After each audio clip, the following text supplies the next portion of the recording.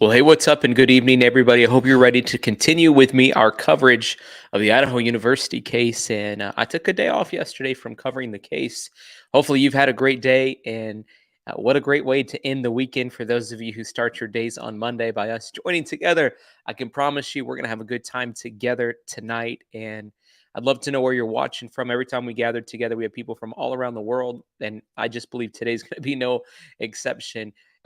Absolutely shocking that the sheriff was coming out and warning the University of Idaho students that this weekend the killer might strike again. I think that that is not a good sign. And it just goes to show you here we are again. I mean, we're coming up 2 days from now. Will be 1 month. There's no leads, no murder weapon, no real insight about anything, no information being told publicly, being pushed forward. I feel like we're way, way, way, way, way out of the loop on this, and it gives the impression, especially with what they're saying, that they know absolutely nothing. And so we need to pray fervently for answers. We'll unpack what we do know. I also just want to take a second and address one of the other YouTube channels that, and I don't want to say it by name, and you guys don't say it in the comment section. It doesn't serve well to talk negatively about people, but I would just say we need to be very careful of who and how we're consuming content. And I've said it multiple times on this case. We're going to do our best job on this case on this channel to cover every single thing we can that it's rooted in facts. And so there was another channel that came out and unfortunately was just totally lying, possibly had doctored a web article. I don't know for sure about that, if they doctored it or not, because there's an Inside Edition story that said that this thing happened too. So there at least was some more than one source sort of pointing back to it. But for sure, downloaded YouTube Scream off of the internet and played it and pretended as if it had been a part of this. And this same exact individual is an individual who did the very similar thing during the Gabby Petito and Brian Laundrie case, when he sort of made up evidence that Brian Laundrie had went on Instagram Live for 2 seconds and then went and took a video off of TikTok and pretended like it was that. And then I think one of the other TikTokers was like, "Oh no, I know where that video came from." Went and found it, and so the same thing happened here. People knew where the scream from came from, went and found it, and so just got to be very careful of who and where you're consuming content from. And I'll just say, like, you know, the amount of people in the course of the past month who've sent me that person's videos, it's through the roof. And every single time I got one, I wanted to reply and say, you cannot trust this person at all, but it's just not my nature to talk negatively about people like that. So I just didn't say anything at all. And I just know that in time, once again, as it did with the Gabby Petito case, the truth would come out. One thing it seems to be a little bit different about this case is that the law enforcement, and Hannah sent me, she sent me the web link to it, but the law enforcement came out and said that in this case, they're not going to put up with it. If there are people who are making up lies, making up rumors, they're going to do whatever they can to prosecute them. And I don't know how that exists. You know, the laws around it and what they could do about it. And so there's sort of like a lot of little one, two, three steps I think they would have to walk through. But I just want you to know, like at this channel, if we're talking about stuff, we're either going to say, hey, listen, here's the reason why we think that this is a potential hypothesis, or this is a reason why we're able to speculate about that. It's at least sorted in a hypothesis. We're not going to just make stuff up. And so you guys can count on that. And then most of the time, you know, anyways, we're going to just be listening, watching, going through articles and talking about what it is that some of these other some of these other websites are saying about what's going on in the Idaho case. And so, yeah, I mean, there you guys go. There you go. Christy, thank you so much for that super chat. What a blessing. Thank you for doing that. Reminding me, people always say, what's your PayPal or Cash App? If you guys want to support, by the way, we only survive off of people supporting. We're totally crowdfunded. So we can't do what we do. We can't have a channel like this unless people like you come alongside and support us. And if you want to do that, you can do PayPal, which is Tyler Feller, Cash App, $ Tyler Feller 22, or Venmo, which is at Tyler-Feller. If you have Cash App, that's a major blessing because they don't take any fees. If you're in a position today where you're like, I'm new here, I don't want to do that, or you're just like, you know, I'm not financially able to, then just like, like the video. That's a great way to help us, and subscribe. That's another great way to help us out. And sometimes I forget to even like the video myself. So I just want to, in advance, say thank you to all of you who like the video. I also want to take a second and just say, hey, thank you guys so much for um, those of you that are a part of the Feller fam, those of you with the little flags next to your name. It really means the world to me that we'd have people like you. Uh, Want to join and partner with us and be a part of what we're doing here in some of the coverage that we're carrying, and all of you with the little yellow flag next to your name, it even means the world, the world, the world, because we've been together for over 12 months. And so every time I see those red flags start to change colors in people, it makes me excited. And so thank you guys for being a part of it. I would extend an invitation. I would extend an invitation here and just say, hey, we'd love to have you join our membership program called the Feller Fam. Just by hitting the join button would be a way you can do that. Hey, OA Music, thank you for that super sticker. What a blessing. Miss Lacey J, thank you so much. Happy almost Merry Christmas. It's good to see you tonight. Thank you for supporting us. I really appreciate that. Thank you, thank you, thank you. Okay. All right. I want to get into this article where it's talking about a town in terror, chilling warning for the University of Idaho students. Police have warned visitors, which was attending graduation ceremonies this weekend, to stay vigilant, sparking fear that the killer may be on the strike again. The university's commencement festivals started at 9:30 a.m. It was a high traffic weekend. Um, However, the celebration came with a warning from the Moscow police. With commencement this weekend, there's going to be an influx of people, the police said. And so the Moscow Police Department and the Idaho State Police are providing coverage on campus.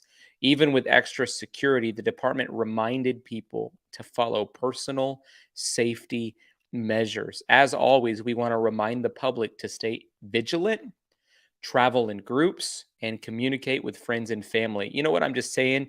In the United States of America, which is supposed to be the greatest nation in the whole wide world and full of all kinds of freedom, and not just freedom, but safety.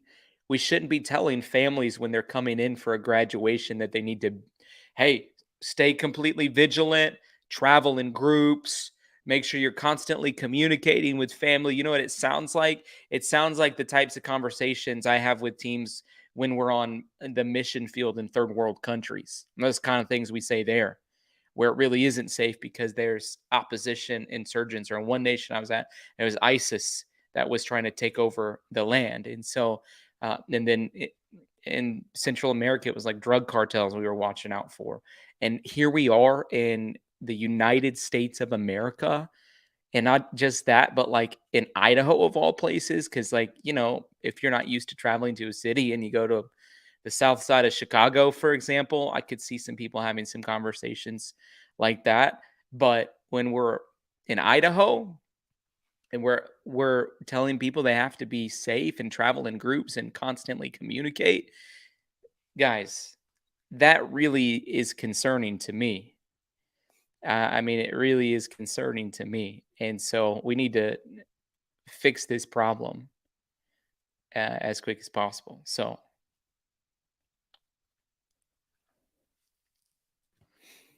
the Moscow Police Department told the U.S. Sun that this statement always rings true.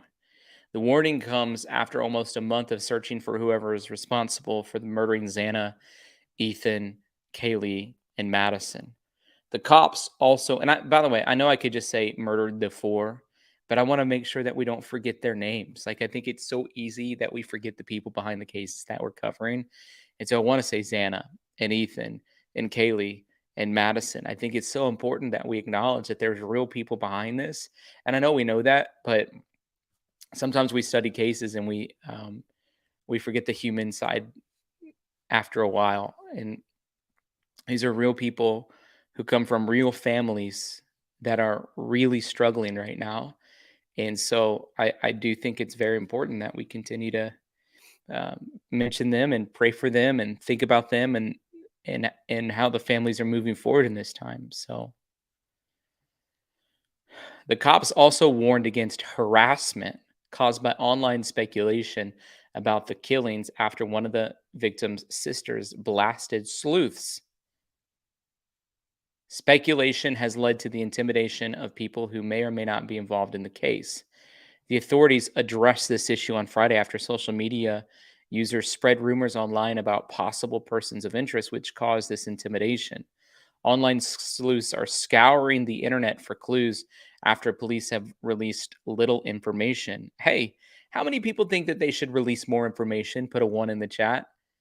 If you're okay with the amount of information that they've released, put a two in the chat. Because I understand that they can't give us every little piece of information, but they've given us enough to whet our appetite. And I don't know, one or two or three little more facts would be helpful.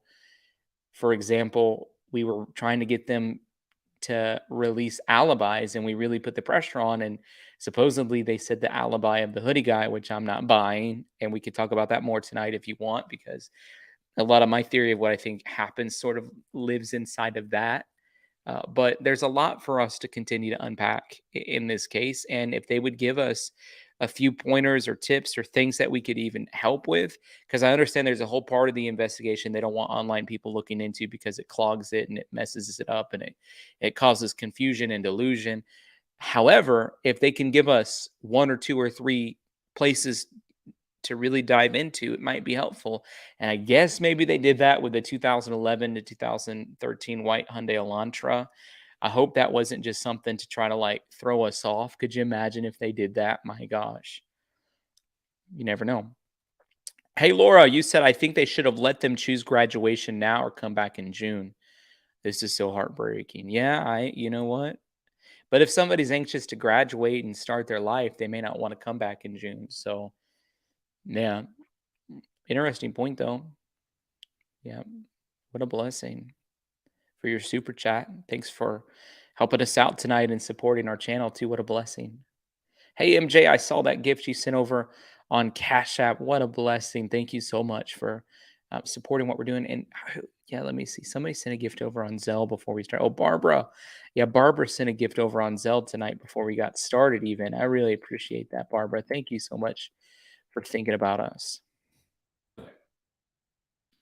Moscow police said on Friday that investigators have been monitoring online activity related to this ongoing and active case. They said investigators are aware of the large amount of rumors and misinformation being shared, as well as harassing and threatening behavior toward potentially involved parties. Anyone engaging in threats or harassments, whether in person or online or otherwise, need to understand that they could be subjecting themselves to criminal charges. That's the statement that I was talking to you guys about. I think they're possibly talking about the YouTuber I was mentioning. Guys, don't mention his name in the chat. A couple of you were doing that after I asked you not to. Uh, so that just doesn't fly well.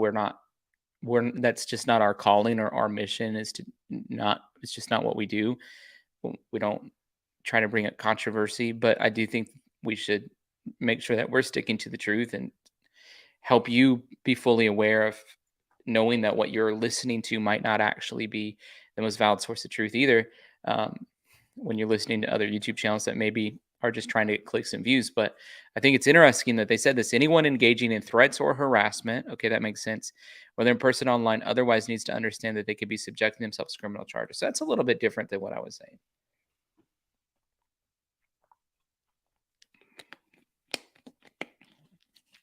It's a little bit different than what I was saying. They added that the Moscow Police Department cautions the public not to rely on rumors and remains committed to keeping the public informed. We urge reliance on official channels for accurate information. Now, Olivia Gonzalez, which is Kaylee's sister, um, defended her family, who she says is facing a lot of online security as people everywhere search for answers to the chilling crime. In a Reddit thread, Idaho Murders, someone reposted Olivia's statement from a Facebook group discussing the case. Oh man, I'm not in that Facebook group, but I might be on the Reddit thread.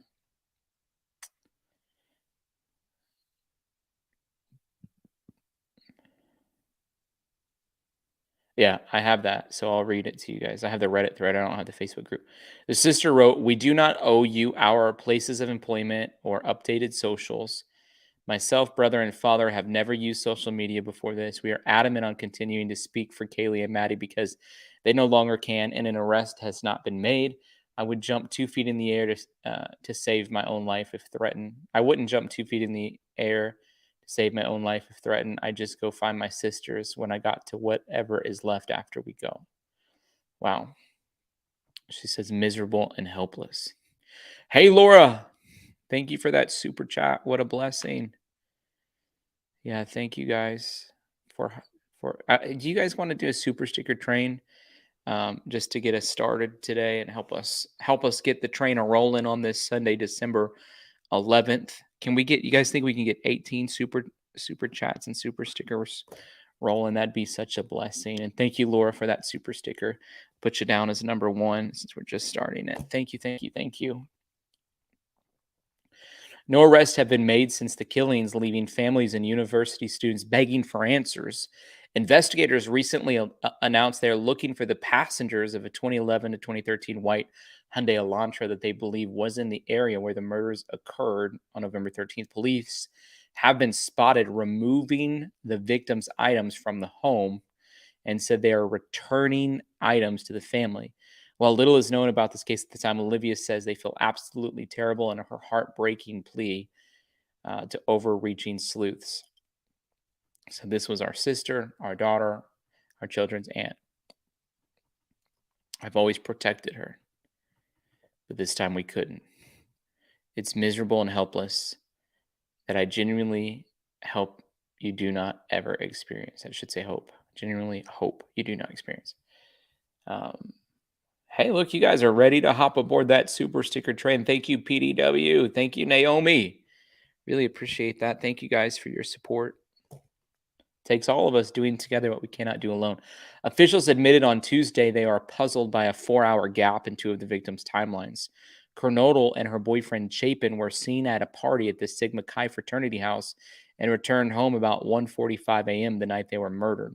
Police now want to know where the couple was at between 9 and 1:45, which I think is interesting because it's like if they're not necessarily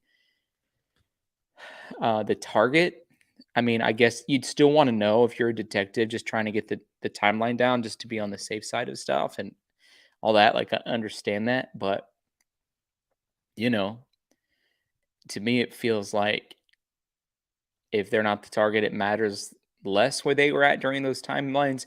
But another thing that I don't understand is if the FBI has access, like at any single second, to just s- click a button and know where your phone was at, why couldn't they do that on Xana and Ethan's phones? If we don't know where they were at for 5 hours, can't you do a tracking on their phone and just see where it was at? Does nobody have them? Were their phones dead? Like, what's the situation there? I mean, just I'm just trying to figure it out. How come we can't figure out where they're at based on their phone? Did they go? Are they a part of a secret society, the University of Idaho? And that secret society bans them from having their phones there, and that's why their GPS. Like, I don't know. Like, I want to know. Shouldn't they have their cell phone information and figure out where they were at that way? You'd think his twins, I mean, his triplets. What is it called when there's three of you? Triplets. But when you're one of, you'd think his other triplets would be able to figure out where he was at. Are they not? Their phones are not all connected. So, hey, Allison, thank you for that super sticker and hopping aboard the super sticker train. Hope you're doing well. Hope you've had a great weekend. Hey, Patricia, you said Amy Heights, Feller fam, let's do this. All aboard. Thank you so much, Patricia. It's good to see you. Hope you're doing well. Okay. Any interactions, travel, all that they want to know. Okay. Possible stalker.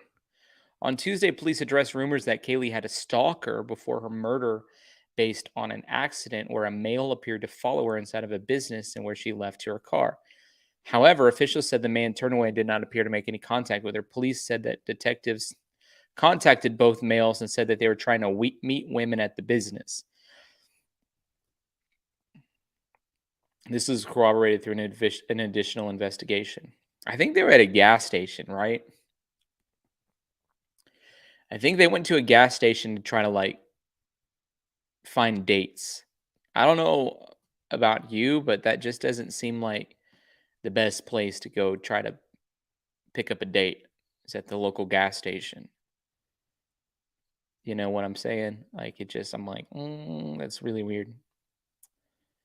Based on available information, detectives believe this was an isolated incident and not an ongoing pattern of stalking. No evidence suggests that the two males are involved in the murders. Kaylee does have some injuries, which, we've had it confirmed. Hey, OA Music. You said how many people is considered as a group in order to be safe? I guess three or more. You said these were not a group. That's right, because there's six of them in the house and all sleeping in the same house, providing cameras to all houses might be more effective. Yeah, I think like whatever store would sell security cameras in that area, yeah, I'm gonna just go ahead and say sold out, and Ring Doorbell or whatever companies there are probably had major shipments headed that way.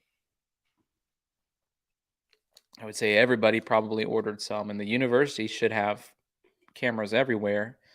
Um, so just it's a great point.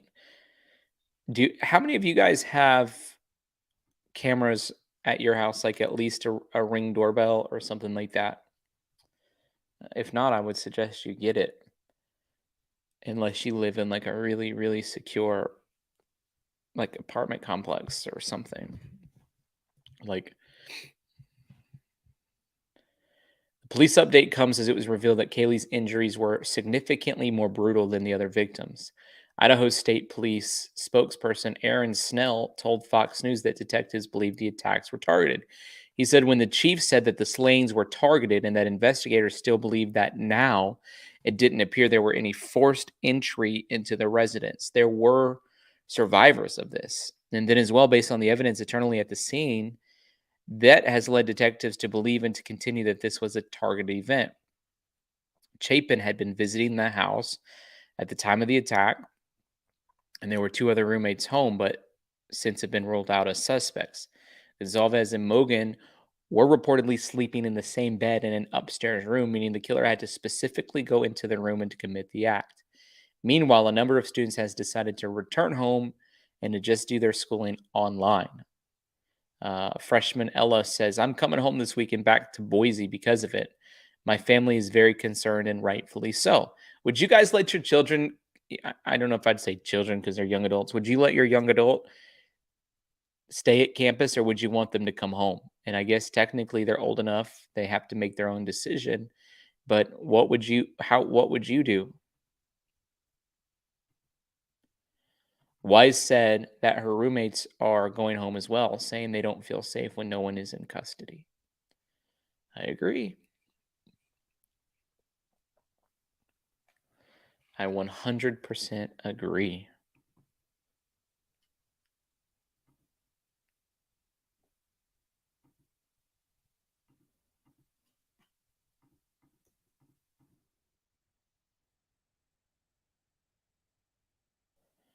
Here's what Olivia responded to some common questions, which is Kaylee's sister. I thought it would be really interesting. If I had kids, I would want them home. Like if I had kids at the University of Idaho, I'd be like, get your butt home now. So I'd say. But I'm 18 years old. I get to do what I want. I gotta solve this crime. I don't care. Come home now. It's probably how that conversation went in a lot of houses. Okay. This is what Olivia, who's Kaylee's sister, said. Number one, so we never made a deal about Kaylee's Range Rover. Everyone else did. Kaylee was an extremely hard worker and worked for everything she had. She had super good paid internship at the company, and they offered her a full-time job starting January 1st. It's important to her and us that she is remembered this way. Hey, Amy Heights, thank you for hopping aboard the super sticker train. That takes us to 7 out of 18. We need 11 more as quick as possible. Number 2, she was home because she worked from home and could be. We're a big family. We take a lot of comfort in being around one another. She also was helping my mom decorate for Christmas and plan for Thanksgiving in preparation for my return trip home for the Thanksgiving holiday. Assuming my mom was trying to convince Kaylee to stay is just that assumption. But the roads were also icy, and we always worry about Kaylee making that drive by herself, as would any parent. Amber Rice, thank you for that super chat. You said Dylan's SUV was parked behind Ethan's Jeep. Yeah, I noticed that, which means Dylan got home later than Ethan. Great, that's true. And Xana, does anyone else find that odd or just curious? I find it just curious because we don't know where they were at, right? We don't know where Dylan was at. She could have been anywhere. I do find it curious now that you're saying it. Something I didn't even think about. But yeah, you're right. His Jeep was wedged in. Somebody had parked behind him. It's interesting. Very interesting. I hadn't even thought about that, Amber. That's a great point. So I find you piqued my interest. I want to think about it more. Thank you for your super chat too. Hey, Patty, thank you for that super sticker. Gene, I hope you're doing well. It's really good to see you. Thank you for that super sticker. Naomi, thank you for that super sticker. What a blessing. Thank you. Number 3. We have never said this attack was targeted on Kaylee.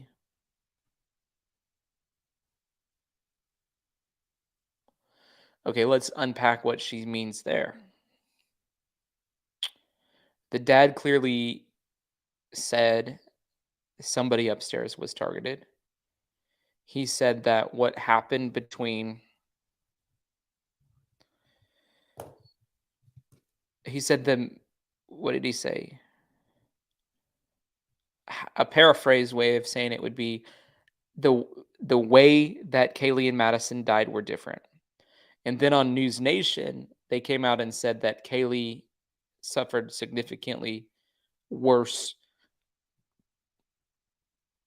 wounds, right? We need to go back. I need to go back and look at that part of what Brian Hinton says when he's like, breaking news, Kaylee has suffered significantly worse wounds. Well, we need to pull that up just to double check. Hey, Joan, thank you for that super sticker. That takes us to 12.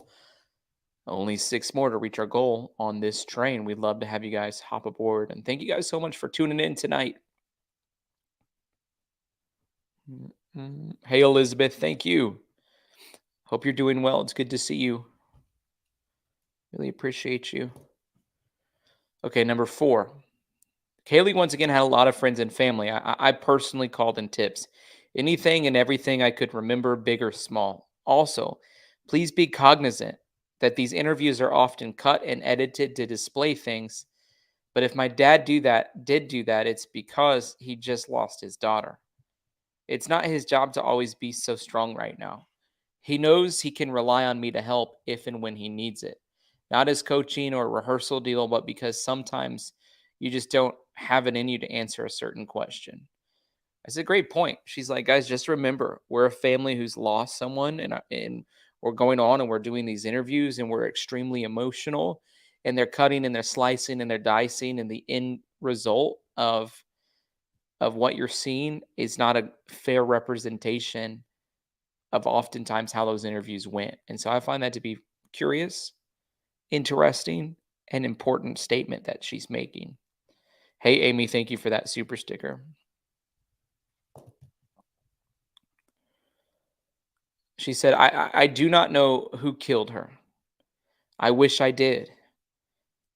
And I can promise that I will find him and I will know. But I'm still getting there piece by piece. That sister, she seems very intelligent to me. She's very well spoken. I think she's highly educated. And so you better believe she's basically working as a private investigator herself. She's pretty much all hands on deck. She's pretty much given herself to this, trying to figure out what's going on here. As probably, many of you would do if something like this happened in your family. So she's like, I'm going to find him. She said, we have no bad ties.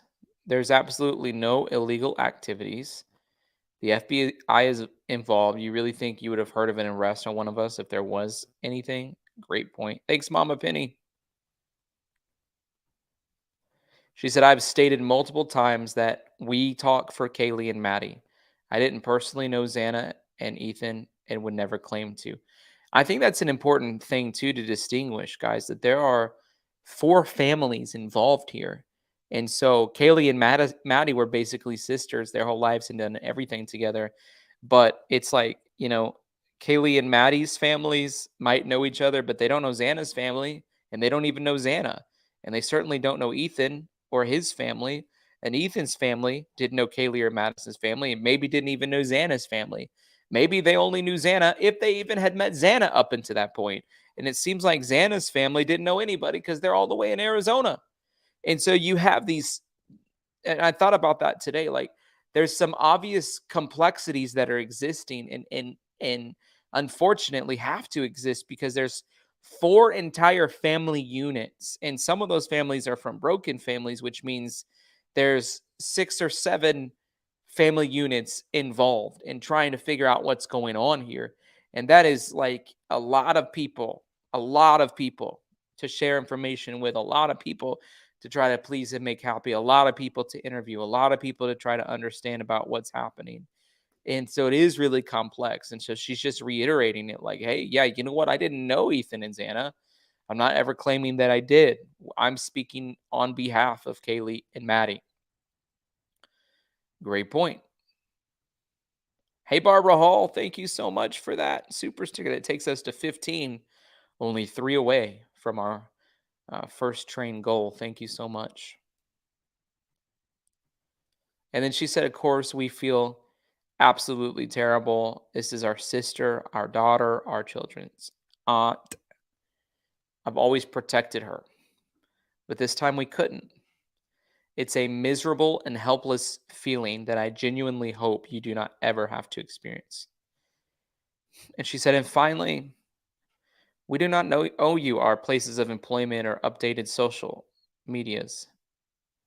Myself, brother, and father have never used social media before this. We are adamant on continuing to speak for Kaylee and Maddie because they no longer can, and an arrest has not been made.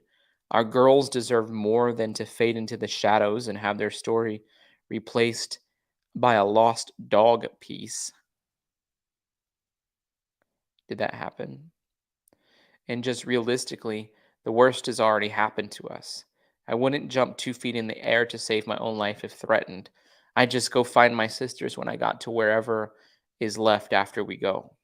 Well, when you die, if you had a relationship with Jesus, you go to heaven. If you didn't, you go to hell. That's what we believe, or that's what I believe. You don't have to believe that. That's what I believe. Sounds like she might not believe that. Hey, Aaron, thank you for that super sticker. What a blessing. Thank you for your support. Thank you for your support. I wanted to show this interview too. It's a short interview with the chief, or like the chief of the police. With the white car. How many tips are coming in and how are police using them? We've had an amazing amount of tips come in on the white car. We appreciate everybody's help that has been sending in those tips, and investigators are vetting those and they're following up on. I still think it's weird they're going after the white car. Like, how could they not figure out whose it is? How could they not track down every other white car in the whole city? It just doesn't make sense. Those, and the response has been very great. We appreciate all the help from across the nation and our community. In some cases, we're hearing that people are borderline being harassed by speculation and rumors out there. What are police doing about that? Well, what we want people to know is that individuals who are being harassed in this situation, people need to be careful because some of it's happening online, some of it's happening through phone calls and in person, and people could be charged possibly in the future if it continues to a point where it reaches a criminal element. What can people do to help that situation? I think number one, just call us anytime that there's any of that happening so that we can deal with that immediately. And what about the information? What is being done to make sure the information that is out there is not causing speculation and rumors? There's been a lot of speculation and rumors, and what we want to say is we are the official source of information. We want people to pay attention to what we're putting out there, because that is accurate information, and anything that comes from other sources is either rumor or speculation, and we want to put an end to that as soon as possible. I agree. We should try to put an end to it as quick as possible. I agree.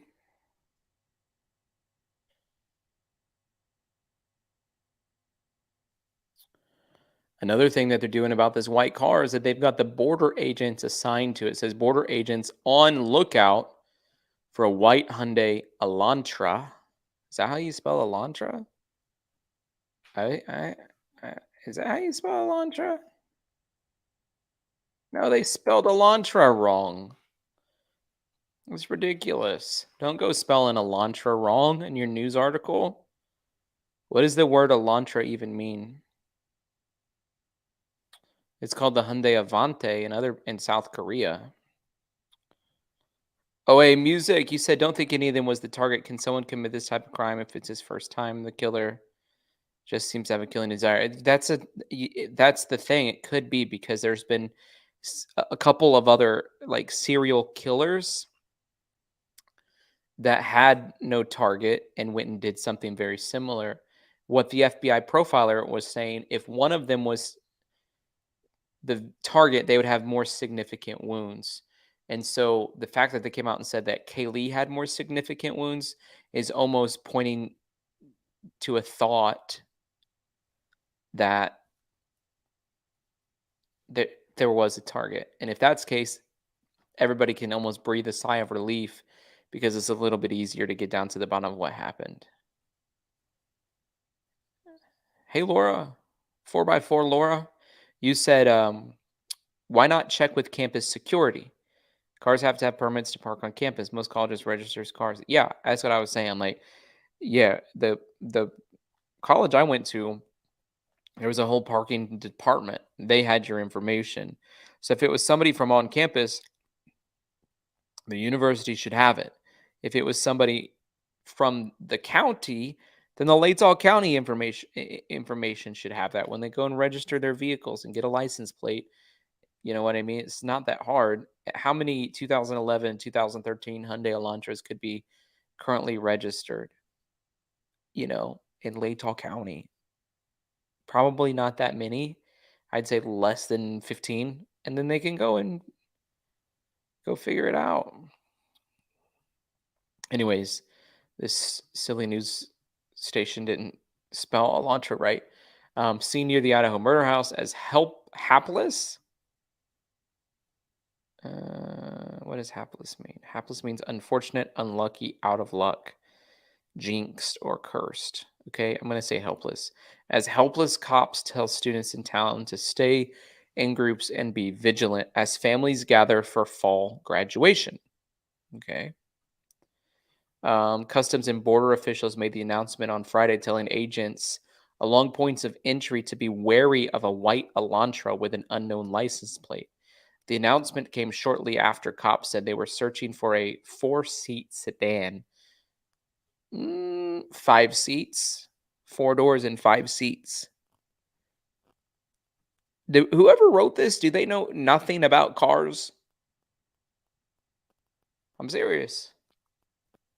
I'm serious. I'm thinking his name's Alex Hammer. I'm thinking of emailing him and saying, "Bro, do you know anything about cars?" Because number one, it's 5 seats, it's 4 doors, it's called an Elantra, and the police, it's better to call them helpless instead of hapless. I'm getting frustrated with this article.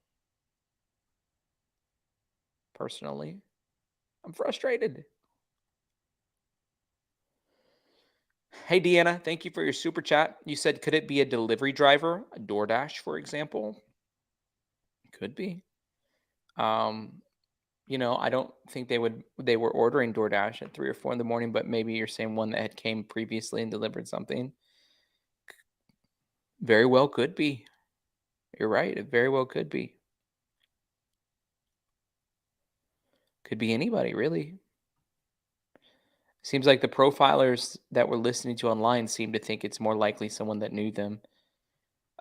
Finally, seeking outside help nearly a month later, the department has been criticized for their so far fruitless search. Agents at the US Canada border are keeping watch for a vehicle seen at the scene of the Idaho roommate massacre last month, which saw four college students brutally stabbed by a still unknown assailant. Customs and Border Protection made the announcement on Friday, telling agents stationed along points of entry between the countries to be wary of a white 2011-2013 Hyundai Elantra with an unknown license plate. The announcement came shortly after cops in the town of Moscow said that they were searching, oh, there it is again, for the five-seat sedan, which was spotted in the immediate area of the home where the students, all enrolled at the University of Idaho, were killed. Still, without any leads as to who carried out the slayings, the department proceeded to ask the public for help, failing to make headway themselves. Cops have since instructed students in the sleepy border town to stay in groups and vigilant. Finally, seeking outside help almost a month later, the department has been criticized for their so far fruitless search.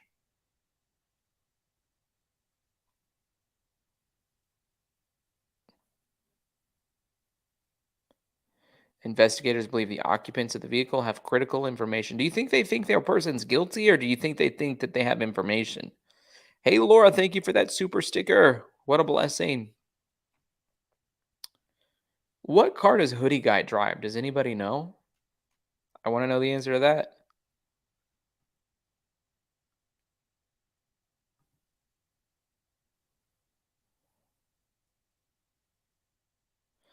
The car that was seen in the vicinity of King Street in the early morning hours of November 13th, while the killings carried out, sometimes between 2 and 3 local time.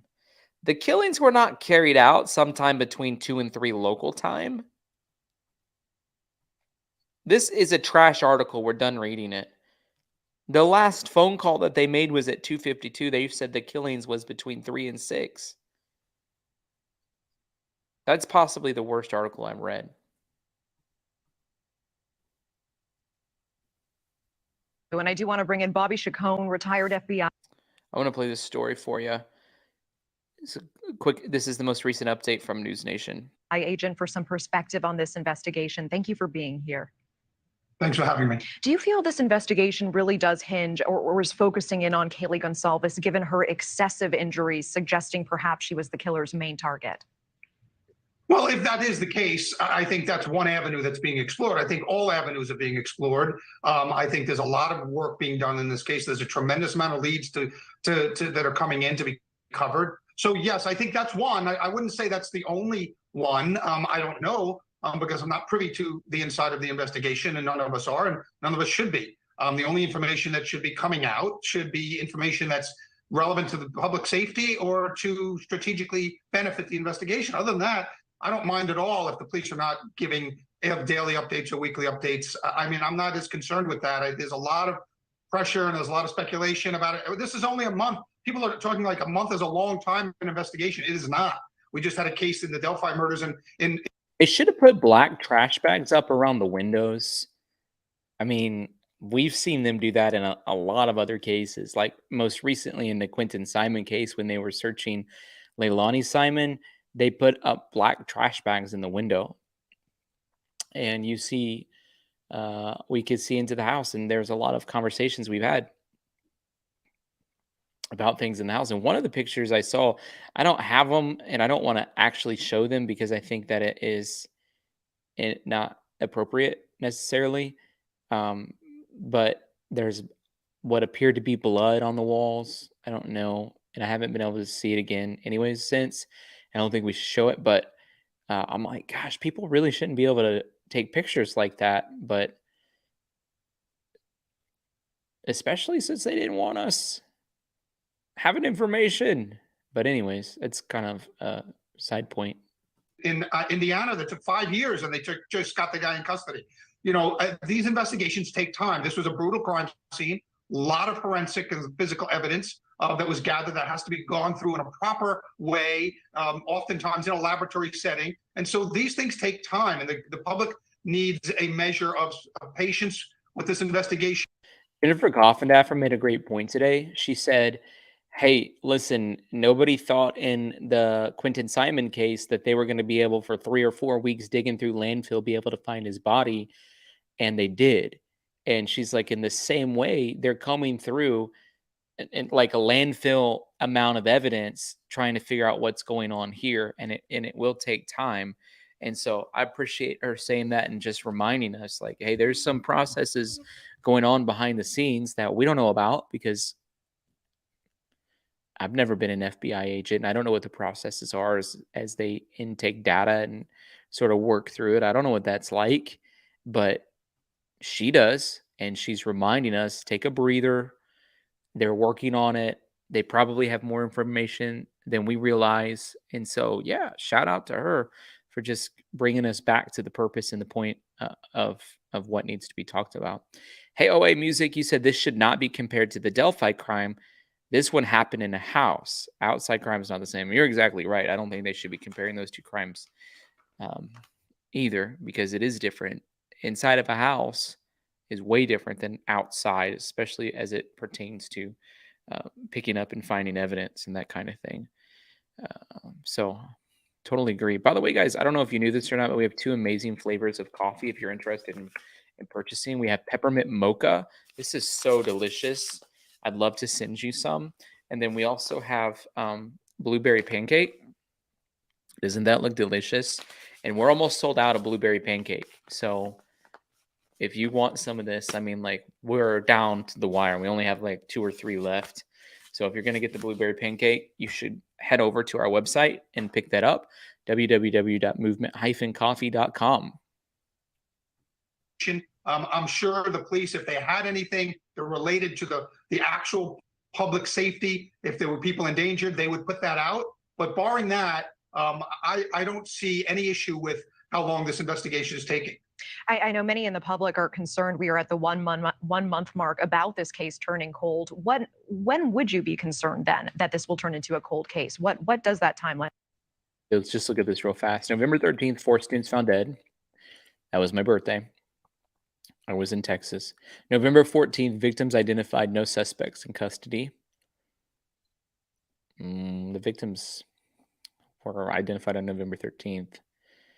It's not hard to identify them. November 15th, police, an edged weapon such as a knife was used in the killings. I wonder what it means, such as a knife.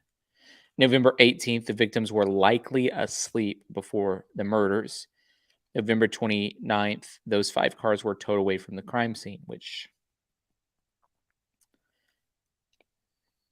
I don't know if that's necessary. Look like for you? I mean, it all depends on the tips coming in, right? So they've got 3,000 tips that are coming in, and they're coming in more all the time. As long as this case is generating this kind of publicity, people are going to be calling in, and every time the police give an update, that usually generates more tips coming in. When it goes cold is when no tips and the phones stop ringing and people stop talking about it. That's when it goes cold. But we're a long way from that. They've got thousands of tips. Both the call people are calling in, people are using social media, people are emailing those tips in. So I think that we're a long way from this case even being close to being cold. Okay, I appreciate that. We had another former FBI agent, Tracy Walder, on the show yesterday, and she says that she feels the killer has likely reacclimated back into the Moscow community, and she also feels the suspect is likely a male. What is your take on that? I'm not sure how she bases the first assumption that he's reacclimated. I just don't know. There's no way to know that. This person could be overseas. He could be in another state. There's just no way to know where that person is and what they've done. I do feel it's a male. I mean, the physicality that this crime was carried out does indicate, we could be wrong.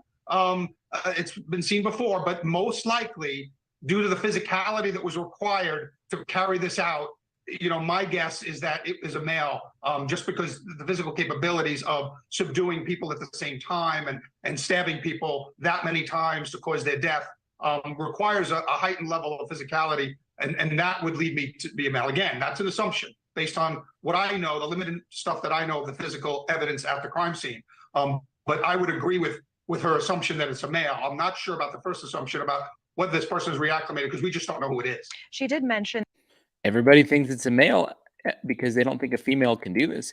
But I read on the news the other day that a wife stabbed her husband like 42 times in a recent case. So I'm like, well, a female somewhere out there could do some stabbing. that there is significance to tracking whether or not there were keypads on those doors. Why is that piece of information so significant? Is it that it indicates how close the killer would have had to be to the victims to have that passcode? Yeah, sure, of course, because what we do in these kind of cases is we draw two circles. One is the circle of the victim and everybody that's involved in the victim's life. The other circle is the location where the homicide occurred. So that's the house. Where those two circles overlap, the middle is where your suspect is probably going to come from. So whoever had egress into that location easily is obviously going to be elevated on your suspect list. So yes, I think that's a key. People that were in that house before, people that know how to get in and out of that house, that would be key, because in this case, it clearly indicates that they somehow got in quietly and left quietly. And so that seems to indicate a person who either knew or gained the knowledge of how to enter that place quietly. All right, Bobby Chacon, appreciate your time. Thank you so much. Bobby Jagoda, thank you for your time. Thank you so much. She said thank you twice. She said thank you to him twice in one sentence. Hey, Lauren, thank you for your super chat. Thank you so much. You said, I'm so sad your coffee doesn't ship to Canada. I do. I think we ship it to Canada. Do we? It just costs more for shipping. That's why. Like, it costs $8.43 to ship coffee right now to anywhere in the US. And that's 1 or 2 bags that cost the same exact. So I was thinking we had it set up where we can send to Canada, but we have to charge more for shipping. But I might be wrong. I might be wrong. I might need to go fix the website. I know. Well, I don't know. Actually, I don't know. I'll look into it. I know on the Don't Stop book, we added shipping for Canada. Maybe we didn't do that on the coffee website. Thank you for your super chat. Thank you. Thank you for watching. Go to news. And he said thank you. She said thank you. Thank you, thank you, thank you. And then he said thank you. This person named Julie says, stabbing people to kill them is more difficult than most people realize. Here's an interesting post from Reddit. I'm thinking whoever did this might be physically strong and have some military or law enforcement background. They would need endurance and I assume some level of fighting training. Okay, so let's read through some of these. Here's a few thoughts for consideration. I wanted to share these with you just to think what you guys thought. The longer this investigation goes on, the more I think it was some methodically planned out killing. Here's why. 1, no sexual assaults and no robbery. Number 2, the average person who kills someone with a knife, which they say are crimes of passion, freaks out after doing so and doesn't think straight, leaves in a rush, leaves evidence behind, doesn't cover tracks well. Someone like that should be caught in a hurry. They don't go on to kill 3 people. So that's an interesting little perspective. Hey, Deborah, thank you so much for sending that gift over on Cash App. I love Cash App. No fees over there. Thank you. I'm just reading to you what somebody's thought. They're saying, hey, we think it was methodical because this person didn't leave anything behind. Here's the third thing. Most likely, perpetrators in such cases are ex-boyfriends, stalkers. I'm sure they were first to be looked at and cleared.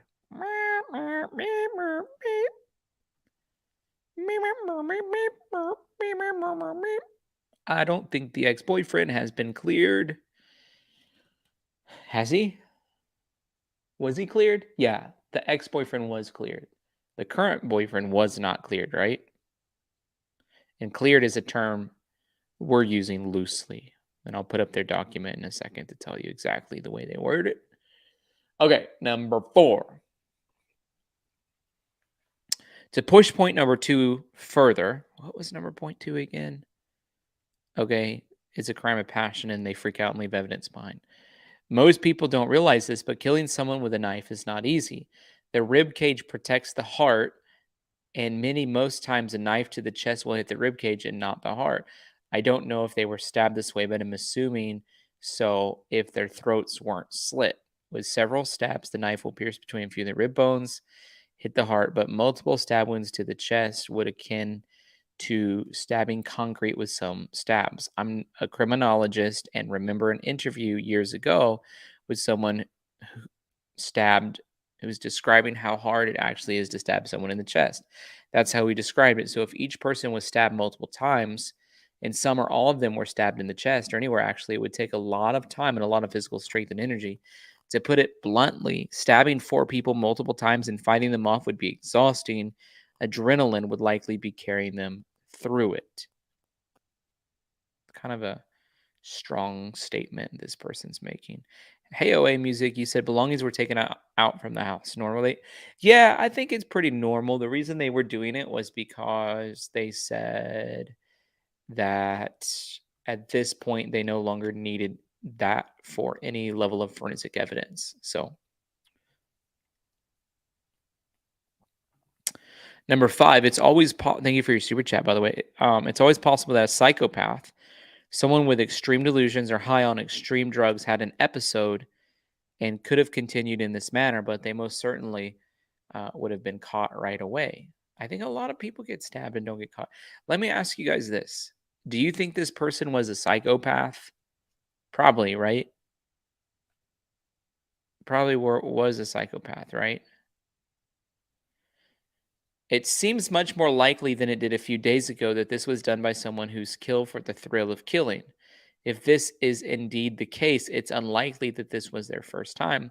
The first time usually involves killing only one person. For lack of a better phrase, it takes some nerve to commit a crime like this the first time. One final note. Lots of rumors have been running around about skinned dogs. It's not a rumor, it's a true story. Dismembered cats. She said, I have no idea how much, if any of that is true, but one thing I haven't seen mentioned in this sub is that if these were recent as alleged, it's unlikely to be the same person. Serial killers are those who kill for the thrill. They usually start out with animals when they're younger, but years later progress to humans. Someone who is killing humans isn't likely to be still killing animals.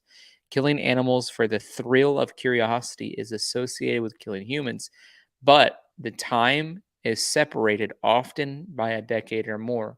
Once they progress to humans, animals are usually left alone. So, just some information from a criminologist I wanted to share with you guys. So, I think Raven because one of them was sleeping. So that's why.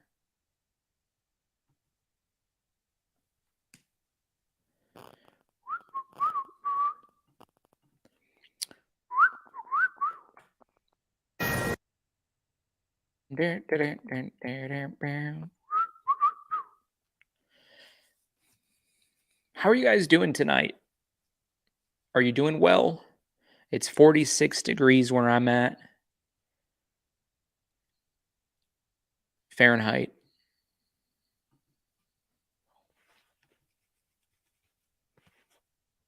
So, just in case you were wondering. Fox News Alert, welcome back to Cross Country in Moscow, Idaho, where a day usually filled with celebration was overshadowed by sadness.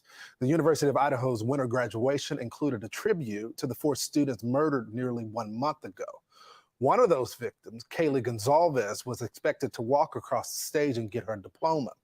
Instead, police packed up her belongings as her family still awaits justice in this case. Our friend Alexis McAdams is live in Moscow as police issue a new warning. Alexis, what can you tell us? Yeah, Lawrence, well, since you were on the ground just the other day, we've had some new pieces of information, like investigators looking for a car, but this should be a weekend of celebration here. You can see behind me that the streets in downtown Moscow near the university are pretty empty because the mood here is somber, though it should be pretty much celebratory this weekend. But tonight, Investigators are trying to figure out exactly what people know about this case, as the killer is not yet behind bars. They're telling people to be vigilant. Take a live look here at the crime scene. We have a camera there right now and can kind of give you an up close look at exactly what we've seen out there just in the past 24 hours. You can see it's still covered in yellow tape there as police investigate the quadruple murder that has rocked the University of Idaho campus, Lawrence. These innocent college kids stabbed to death nearly 1 month ago, and still no arrest in the case. The families of Xana Kernodle, Maddie Mogan, Kaylee Gonsalves, and Ethan Chapman left with more questions than answers. You can see in this drone video just the layout of the house. We now know the victims all got back. It's kind of a weird layout, isn't it?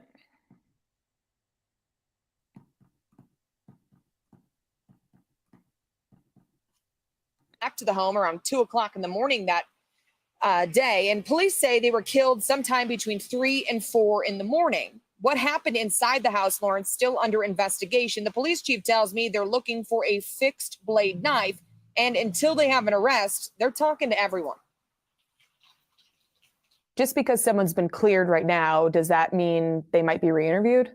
Many hours have gone into that. And several investigators in the investigative team have all looked at the information that comes in, and they've verified that those people can be cleared.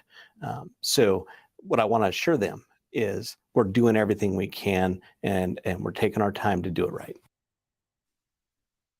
So investigators believe they are on the right track, Lawrence, but still more questions than answers for these poor kids' families. Police are looking for a white Hyundai Elantra. You can see it next to me here. It's a stock photo or an example that police released. They believe it's a 2011 to a 2013 Elantra that was parked or driving by the home around the time of the murders. They believe the person or people in that car have vital information in the case. This all comes, as we mentioned. I'm just kind of like, have this feeling about this car that it's like the most insignificant thing in the world, and almost like law enforcement knows it, but are wanting us to have something to talk about that will distract us from things that we should be talking about. Does anybody else feel that way? I could be totally wrong, and I will submit to that, and I'll admit it if it's the case. I just get this feeling as I'm listening to them talk about it, and as much as everybody's pushing it, I'm like, let's go back to the body cam footage is sort of where I'm thinking. Hey, Selena, thank you for that super sticker. What a blessing. Thank you. I'm like, why? When I thought about that body cam footage, I do want to bring that up at some point tonight. Maybe not for a little bit because there's things I want to talk about. And we spent a lot of time on that body cam footage the other day, but like they said that phone call took place at like 3:01, right? That body cam footage, I was pretty sure that the timestamp of it started at like 2:55. And I was thinking like, how in the world is there body cam footage for a police phone call that hasn't been made yet? Is that or is that not the bedroom in the background with a light going on or off, or is that just a reflection from the street pole?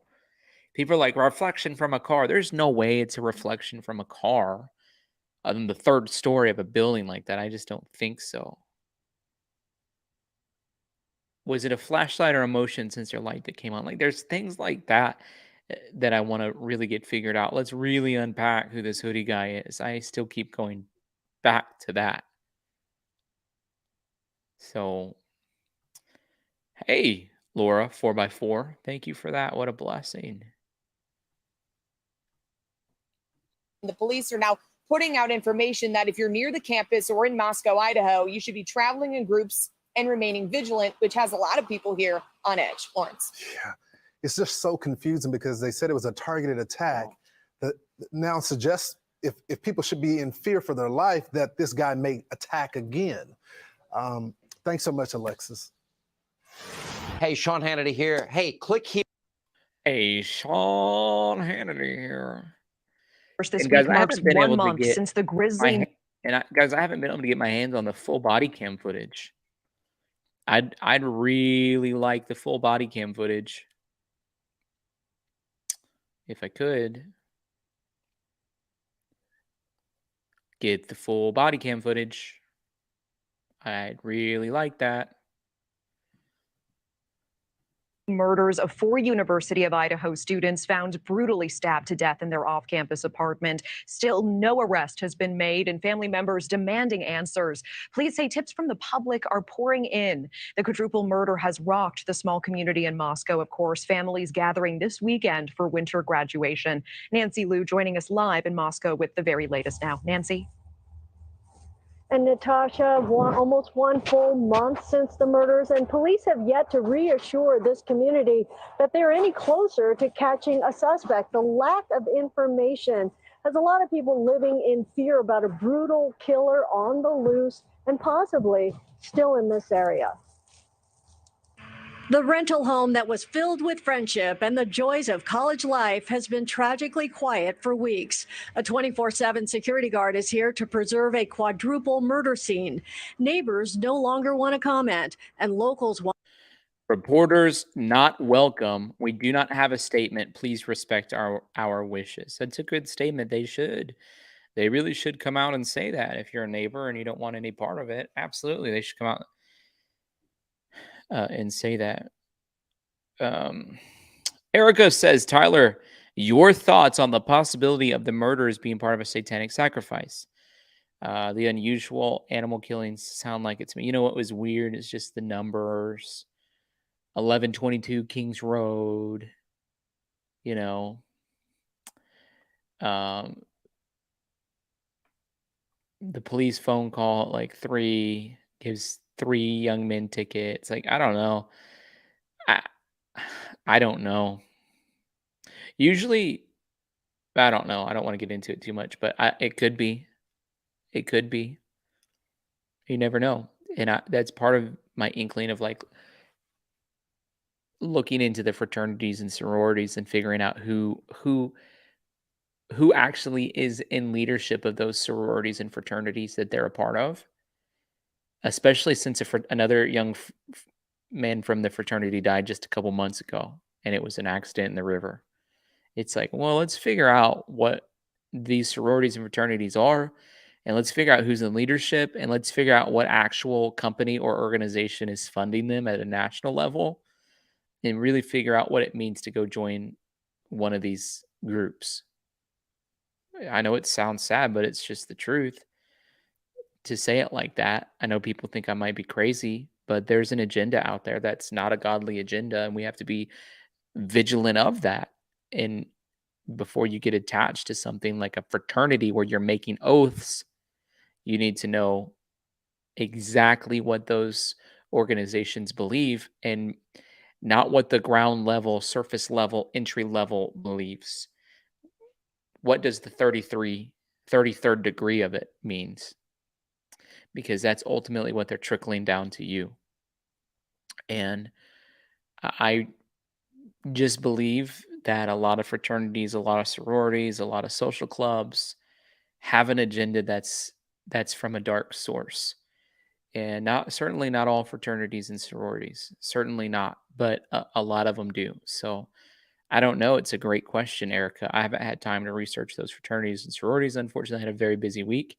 But it's on my list of things to do. I've been saying it for a whole week, but I've had like a crazy busy week. Thank you for your super chat. Dawn, good to see you. Thank you for that super sticker. How are you? Good to see you. Hey, Max, thank you for that. What a blessing. Thank you guys for your support. Yeah, November 22 at 11:22. That's what I meant, Carol. Yeah.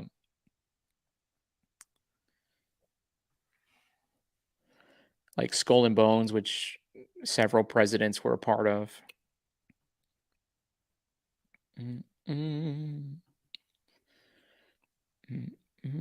But it could have equally been jealous rage.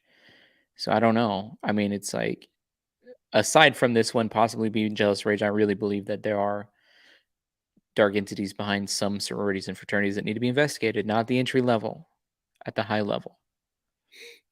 Which means you got to figure out who's in leadership and you got to figure out what those connections are. Hey, Deborah Lee, thank you for that super sticker. What a blessing. Thank you.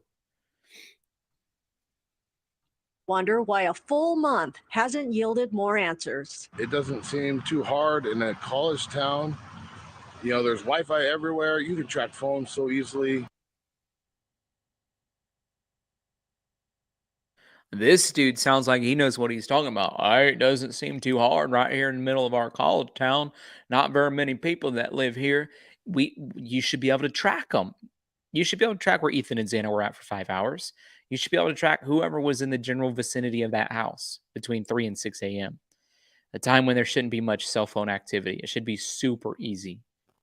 It should be like one of the easiest possible things ever. There should be almost no cell phone activity between 3 and 6 a.m. Can't be that hard. It shouldn't be that hard.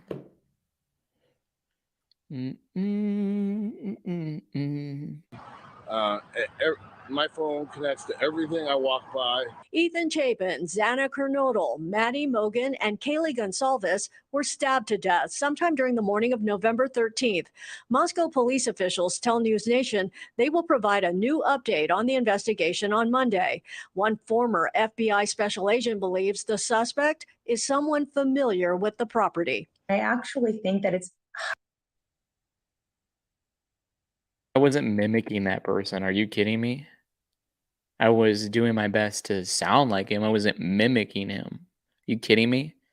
You bring that attitude here? Are you joking me? Mimicking that person. Way to take what I did way out of context. highly possible that he is integrated himself back into the community. What this person did, I'm going to say he because my gut tells me that it is a male. What this person tells me is yes, they are very much a cold-hearted killer. Police have yet to publicly name any suspects or persons of interest, but no offer of a reward has some speculating that there is one. Why would you give them a reward if you already have the person of interest in mind? Speculation has been rampant since police have been tight-lipped other than a specific plea for information about a white Hyundai Elantra. Online sleuths continue to raise questions about a student who interacted with two of the victims at a food truck and the roommates who slept through the killings. Online threats have police considering criminal charges against those crossing the line. We're the official source of information. We want people to pay attention to what we're putting out there because that is accurate information. And anything that comes from other sources is either a rumor or speculation, and we want to put an end to that as soon as possible. Now, I asked Moscow police if their update tomorrow will mean new information about the case, but I was told plainly that it will be an update on the investigation. Natasha. All right. Well, there needs to be an update. I'll tell you that much. There absolutely needs to be an update. Carrie, please quit mentioning other YouTube creators in the chat. That's a rule we have here. It's a rule a lot of people have for various reasons. So I'm going to be showing you guys. For actually a lot of really good reasons. So I wanted to play this because Chronicles Olivia took several pictures of the house. Some photographs I took of this house. I want to offer my condolences to the victims, their families, and their friends. This is very tragic. The person who killed them is still on the loose, and that is not okay. And I pray that this person is found. I'll be showing you just some photos I took. So here you go. I took this photo yesterday. This one is very eerie because this is the living room, guys, and it says good vibes on this light. And because this is still a crime scene, they can't touch anything in the house. Like, they can't turn lights off that were already on and stuff like that.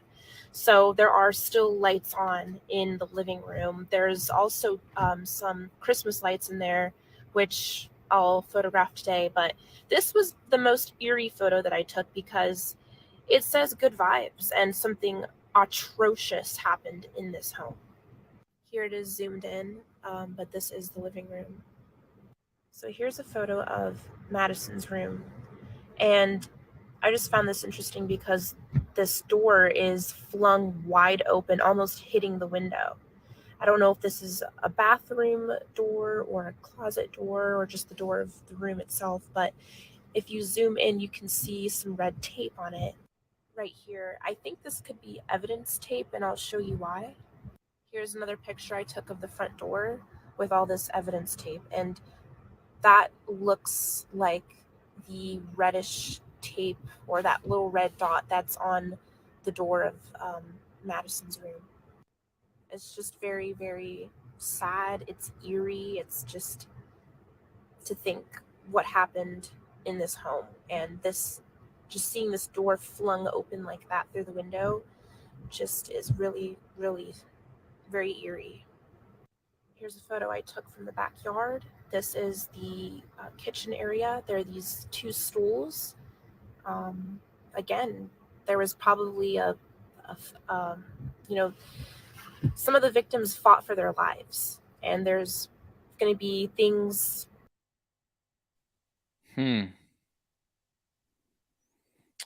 That's really interesting. Do you guys see that? Those two stools right there?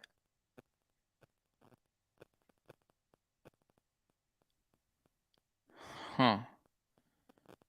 That is like a very interesting picture. Did she say she's on the 3rd floor in this picture?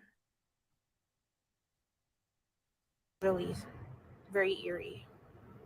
Here's a photo I took from the backyard. This is the kitchen area. There are these two stools. Nope, it's the kitchen area.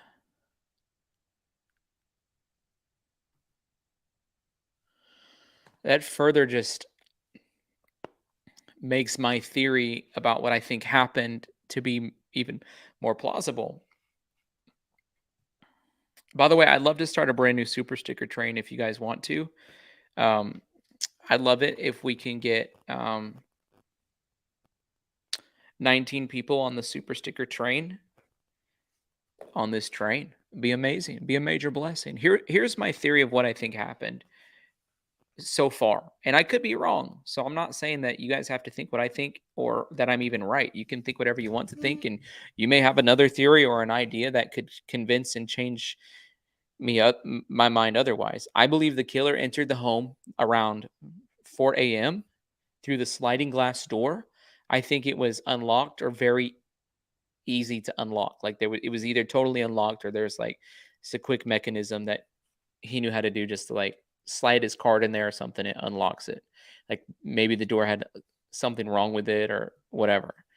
I think he went up to the 3rd floor. I think he went to Kaylee's room. She wasn't in there. I believe she was the intended target. And then he turned and went into Maddie's room. And there he found both of them. Kaylee was the target, was killed with much more significant wounds than Maddie.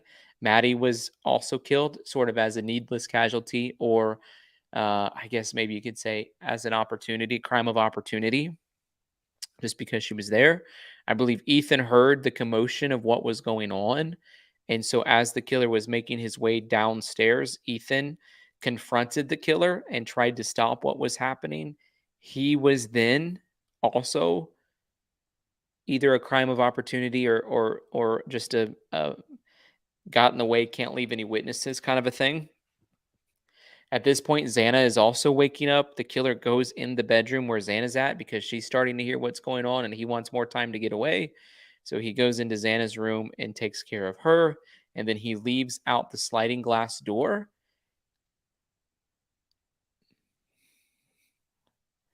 And then takes off to wherever his car was parked.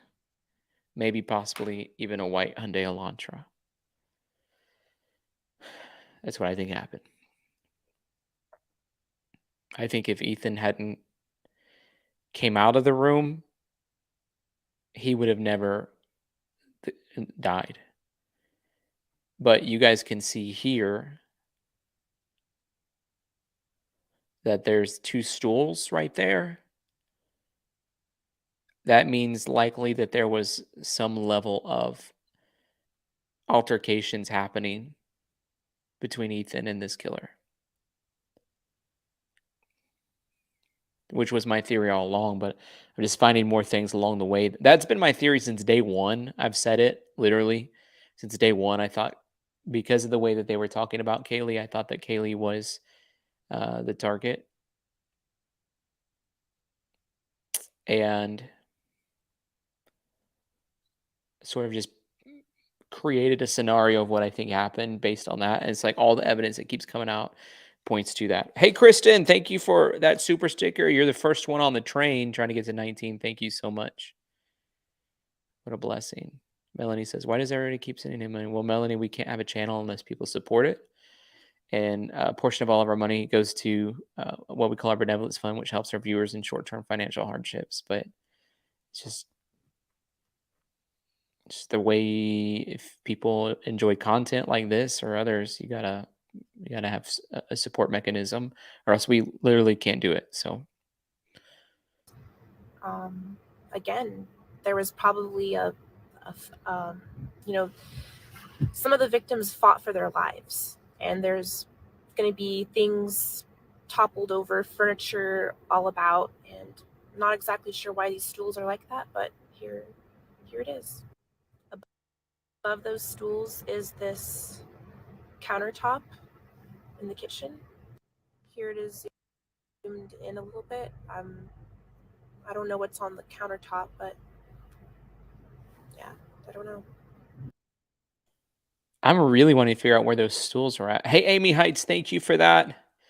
Patty, thank you for hopping aboard. You too, Bargain Shopping. You too, Shells. What a blessing. Thank you guys for your support. That takes us to 5, trying to get to 19 on the super sticker train. New York Post. The New York Post just had a very interesting video that I'm hoping I can find again. We'll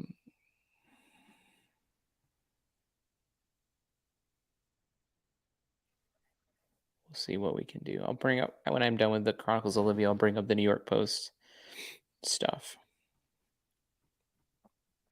This was either Madison or Keely's room, and looks like a water jug and an arrow. On my YouTube, I go more in depth on this. So I'm going to be showing you guys. Wow. Hey, Naomi, thank you for that. What a blessing. Okay, let me bring this New York Post article up. You guys tell me, is this true or false? Neighbor of the University of Idaho murder says they heard a scream. Now, Jonathan, very good to have you here today. I know this is something that you have been following very closely, these Idaho murders, and you're also writing about them, saying that there is a lesson to be learned in identifying a killer through behavioral analysis. What should we be noting about the way this killer may be behaving and how that can help people identify this person? Well, I think there's several things. One, I can guarantee you that the behavior that we see exhibited in this murder was most likely an escalation, and somebody who was either killed before or who has had a pattern of very odd, violent behavior. And that's why I thought at first probably wasn't a college student, but if they are, they might be a newer college student, because the likelihood that this person has had interactions with police before, or that they have had interactions if they were in school, for instance, where they would have had trouble, because this is a type of person that knows enough about society not to get into too much trouble, but somebody that has such a desire to kill that they actually lack empathy, the ability to sympathize for others, and That actually lack empathy. A neighbor of the 4 University of Idaho students were brutally stabbed has come forward to report hearing a scream. On Harsh, 30, he lives in an apartment building next to the off-campus home, said he returned home from his job and later heard someone yell, he told the Idaho Statesman. I think it's true that somebody said they heard a scream. I think that part's true. I think the other things that came out from it may have been exaggerated. It was reported by now Inside Edition, New York Post, Idaho Statesman. And so I think in the Daily Mail, unfortunately, I don't believe what they say. So I think what was fake was the audio of the scream, right? Bargain Shopping, thank you. Melanie, thank you. What a blessing.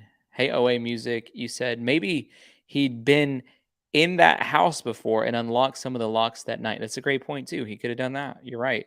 And maybe he left the main door open while leaving. That's because it's reported that the main door was left open. You're exactly right. So, very interesting point. 4x4 explorers. Did you go to a traditional public college? I went to a very large university, like 25,000 students, public university. Does it ever hurt your heart to talk of such evils being a Christian? Yeah, but I mean, I think the Lord has given me a grace to talk about it and point people towards the gospel in it. So I have a grace for it this season. But yeah, this case in particular has really like weighed on my heart at night when I'm thinking about all the details of it. This case um, has really uh, got me. So thank you for asking. Thank you for your super chats. Okay, I don't want to continue to show this story anyways. It's not the point of why I clicked on it until we can figure out what the truth actually is. What I'm trying to do is find the video that the New York Post So I'm has. going to be showing you Oops. guys some photographs. The video that the New York Post has of someone going in and out, in and out. Hey, Dawn, thank you for that super sticker. What a blessing. It takes us to 10 on our 19-person super chat goal. I don't know. I'll figure out. I don't want to talk about that scream anyways right now. Let's wait till a different day. But there's a footage of that the New York Post has of one of the officers sort of walking in and out of the house. And it's interesting too, like they come up with articles like this, like the police chief didn't know where the University of Idaho students were killed, that the door was open. Like, how did the police chief didn't know that? And everybody else is coming out and reporting it. I don't know. Dawn, how are you tonight? Are you having a good day? Thank you for your support. Let me see. Let me just see what I can do. Let me just go to their YouTube page. Does the New York Post have a YouTube page? Probably, right? Videos.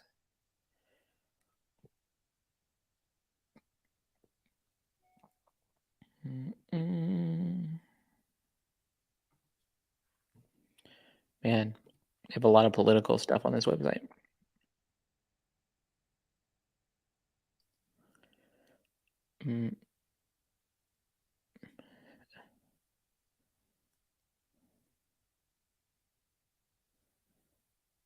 Okay. Well, all right, whatever. No luck on that at this moment. Let's go through the press release just because I want to be able to point some things out. This was from yesterday. Hey, Mary Cherry UK, thank you for that super sticker. What a blessing. That takes us to 11 on our super sticker train.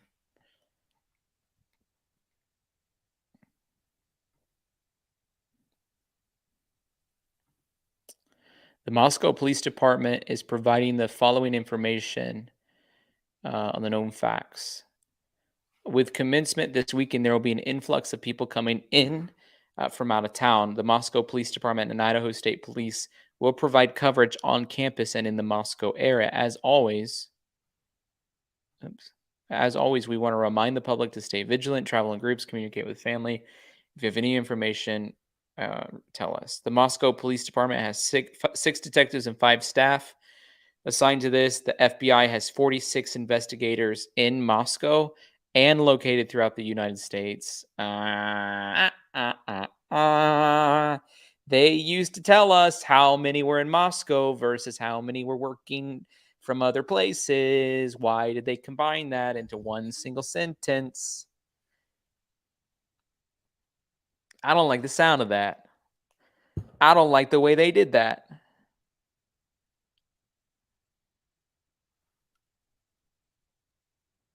It means they're pulling off FBI agents from being on ground in Moscow.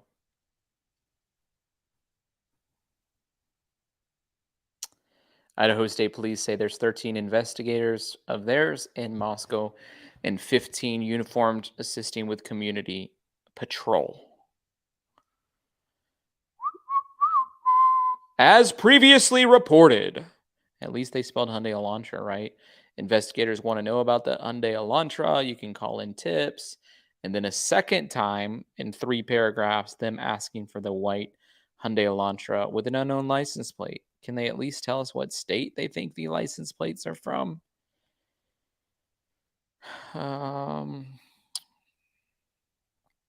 Okay. Hey, Miss Lacey J, thank you for your super chat. You said the stools blocked the sliding glass from being opened. And what door was reportedly left wide open? And I agree with your theory, Tyler. The theory they said was the front door was left wide open, which it's hard to know which one's the front door. I assume they're talking about the one in the basement. But what in a basement just meaning the first floor. And what we don't know is like, this was reported earlier on. We don't know. We don't have a source for it. So what I'm going to say is I don't know if it's true or not. But one of the things that we'd heard was one of the roommates walked upstairs, saw what happened, and walked downstairs and passed out. So when they said the door was open to the first floor, my thought was like, well, if the killer was on a killing spree and ended up going through the first floor, wouldn't he have killed whoever was on the first floor too? I think likely one of the girls on the first floor saw what happened, went outside, and left the door open and freaked out. And that's how the door was left open. So, could be wrong, but you never know. Thank you for your super chat. Really appreciate you.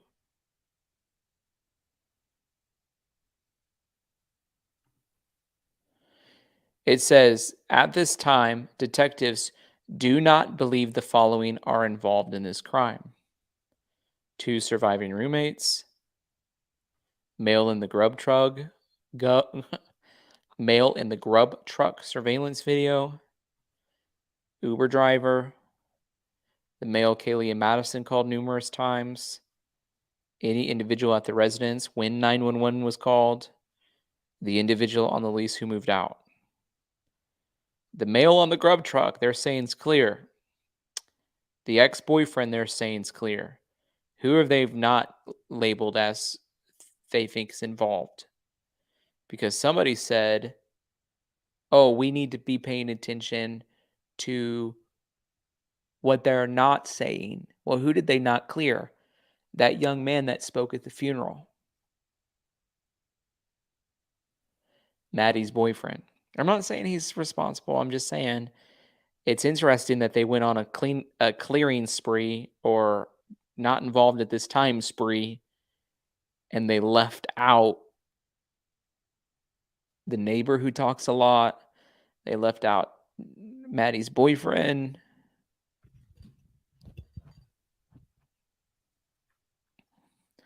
Things that make you wonder. Hey, Kristen, you said love your hoodie. Thank you. Really appreciate that. Thank you. This gives me a little encouragement right now. Thank you.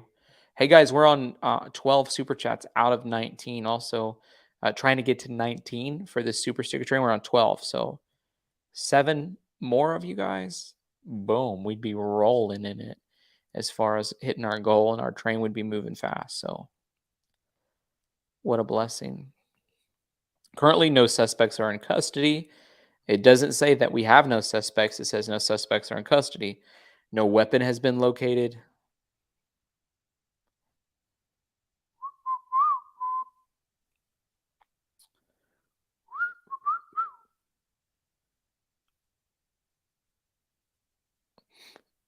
There's been extensive media coverage regarding an incident. Bless me. Regarding an incident at Taylor Avenue and the Banfield on November 13th at 3:01 a.m. This was an alcohol-related offense. Yeah, but guys, that camera started well before then. Here, I'll show you. This is on Zav Girl's channel. I'll put the link in the chat. Anybody tell me what that time is? Up in the corner right there. 2:57. How on earth is there a 3:01 call for officers who are on the scene at 2:57? Somebody do me a favor and figure out how those two things come together. They don't add up to me. Thank you, Mountain Kayaker. You said, in Jesus' name, we pray for the resolving of this case. Absolutely. That's exactly what I'm doing. Naomi, thank you for that super sticker. What a blessing. Curious Dreamer, thank you for hopping aboard the super sticker train. Thank you, thank you, thank you.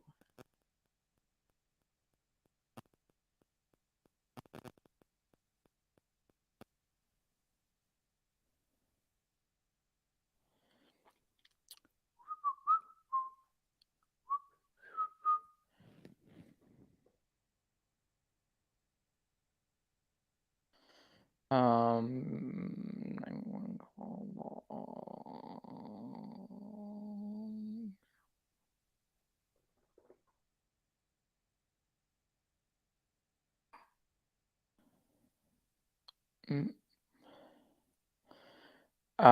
Okay. 2:57 means around 3 a.m. Well, I just pulled up the report, so I'll show you guys. I'm gonna go back to that video in just a second. I'll show you guys. Look, Moscow Police Department daily activity log, November 13th. All right, 108, 143, 301, right here. Taylor Avenue at the Banfield. Officer requested a case, report taken.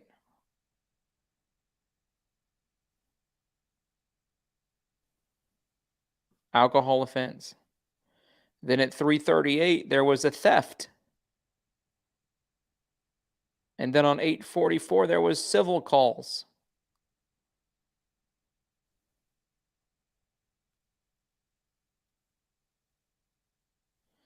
Then on 10:54, there was a vehicle parked with the door wide open in a parking lot. Suspicious person at the University of Idaho.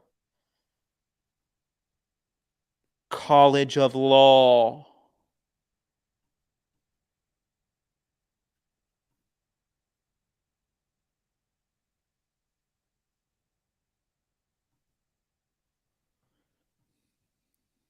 Hey, OA Music.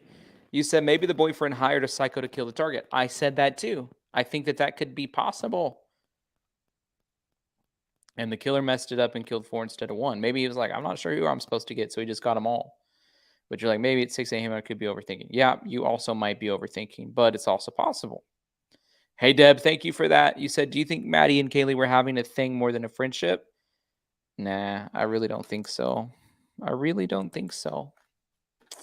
You never know, but I really don't think so. They didn't seem like that kind of people to me. Because then they just wouldn't be dating each other. They wouldn't have boyfriends. But thank you for your super chat. You guys are awesome. I'm really glad you're here tonight. Thank you that of all the other channels you could have possibly been to, you decided to be with us tonight. And I'm just looking through the November 13th call log because everybody's like, or whatever, saying whatever, that it wasn't 301. Well, it's right here. Time reported 301. So maybe the only way that makes sense is that it wasn't a 911 call. He happens to see a bunch of drunk teenagers and goes and deals with it and doesn't call it in until 301, but that's not the case. We'll go to the beginning of the video and just see what happens. Again, I have the link. Zab Girl posted it. I'll put her link. And then parking problem. Let me see, where to go. Suspicious person at the College of Law at 10:54. Isn't that weird? This one's a weird one, sticking out to me.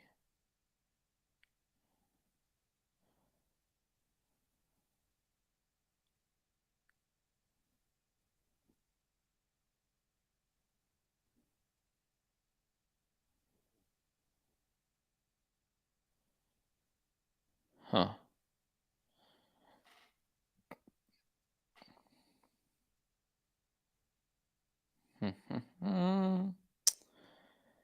Complaint of unconscious person. Officers and EMS responded. Coroner and detectives notified. Report taken.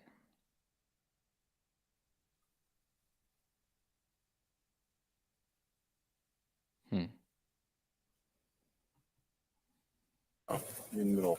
What's your first name? So here's the footage.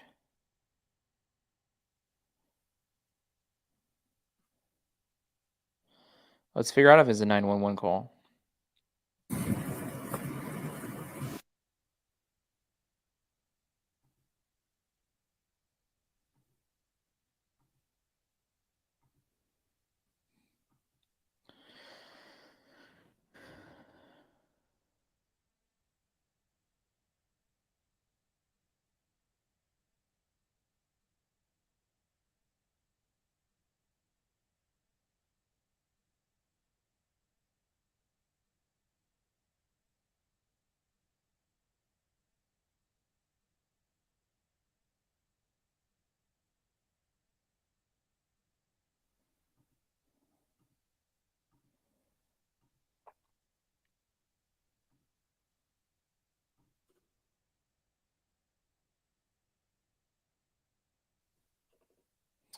Doesn't appear that there's any audio at this point. I was hoping that there was some audio we could figure out if it's a 911 call, because what's making him stop and get out of his car right now? We don't know. Does he just see some teenagers over there? There's the audio starts. Here goes, no. Are they stopping? Huh? No, they just took off. I told them to stop, but I'm not going to push it. Hey, Moscow police. Come back here.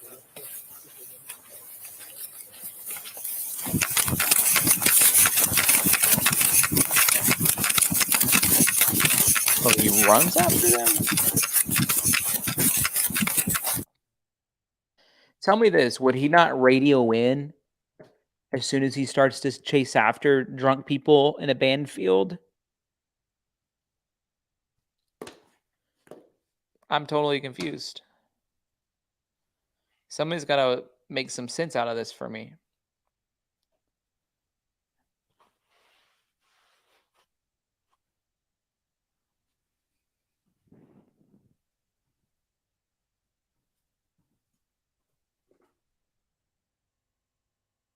Why did they not get a daily log until 3:01?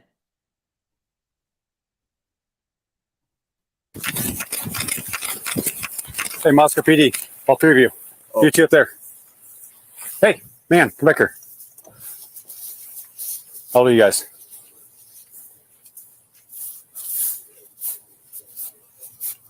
Oh, sir. How old are you guys?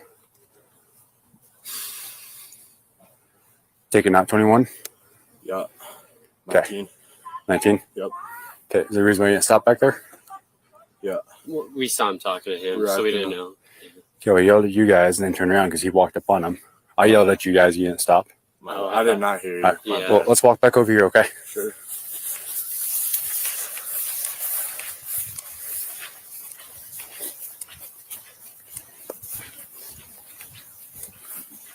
guys have IDs on you? I do not. I think I do, yeah. Okay.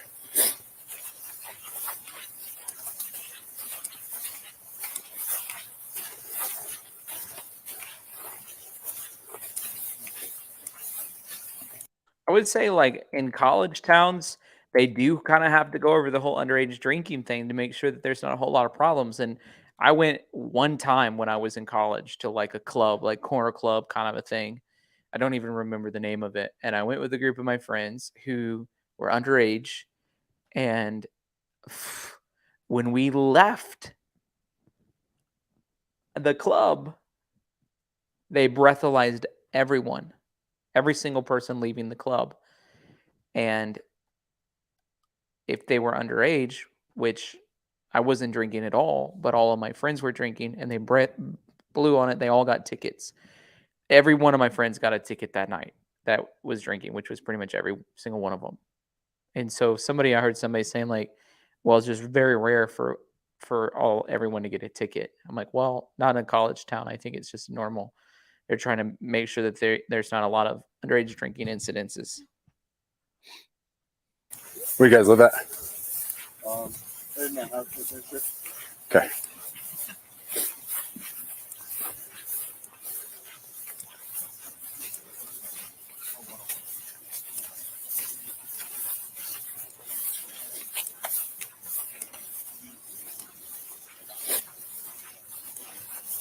Thank you. Just hang up on that. Oh, hang up? Yeah, we'll dispatch. Gotcha. You guys taking off on me? Yeah. I didn't hear you, sir. I'm sorry about that. Y'all three turned around and I pointed my flashlight and you said, hey, come here. You guys all turned around and walked away. I thought it was just like a fake person, honestly. Yeah. Like some dude from a frat or something. Out here? Some dude from a frat or something. Someone trying to fuck with us. Okay, that's fair. You guys don't have ID? Okay. Did they say some guy from a frat's trying to mess with them? You guys all turned around and walked away. I thought it was just like a fake person, honestly. Yeah. Like some dude from a frat or something. Out here? Some dude from a frat or something. Someone trying to fuck with us. Okay, that's fair. You guys don't have ID? Okay. I don't. Pretty good. Trying to stay warm. Is that y'all's car right there? Yeah. Undercover. Well, trying to save gas. They downgraded us from patrol cars. Gotcha. They gave us hybrids to save on fuel. There you go. Smart move. Smart move. Yeah. All right. Once dispatch lets me know that actually exists, I'll catch it. Sorry. No worries.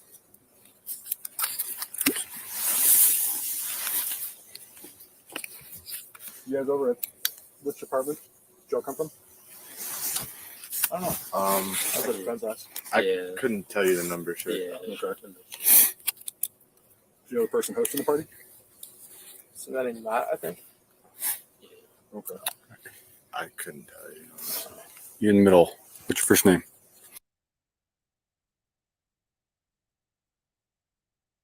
The audio's blinked out, so you guys can't hear their names. Hey, Amy Heights, thank you for that super sticker. That takes us to 15 out of 19. Listen, all we need is 4 more to finish out our train for this hour. And listen, would love for a couple of you guys to hop on. And if it's your first time, send in a super chat. Let us know because we want to celebrate with you. I have a belief that everybody, every YouTube channel that is doing this should be supported. And so a lot of the channels that I'm watching, I'm sending them super stickers and super chats too, just because I know that if they don't have people supporting their channel, then their channel's not going to continue to survive. Starflower says, I thought the University of Idaho was supposed to be a dry campus. It is. So the University of Idaho is a dry campus. They're saying that they were at a party at somebody's apartment. And so while they were at this apartment party, very interesting, this terrible thing happened that they got really drunk. I call it terrible, but to them probably fun. And then now they're walking home from the party to their campus and get stopped by the police in between is what I'm picking up is happening here. So they live on this is my assumption, and I haven't watched this. This is my first time watching this, but based on what they've said so far and based on my experience as a college student, this is what I think at a dry campus. This is what I think happened. There's apartments nearby. They went to parties there. They were drinking. They're walking home to their dorm room. And on their way home from their dorm room, police are there. Hey, Patty, thank you. Laura, thank you. Raw Olympia. Thank you so much for you guys' support. Mama Penny, thank you for your support. Thank you guys for hopping aboard the train. Well, they said there wasn't a party at that house that night. We know that.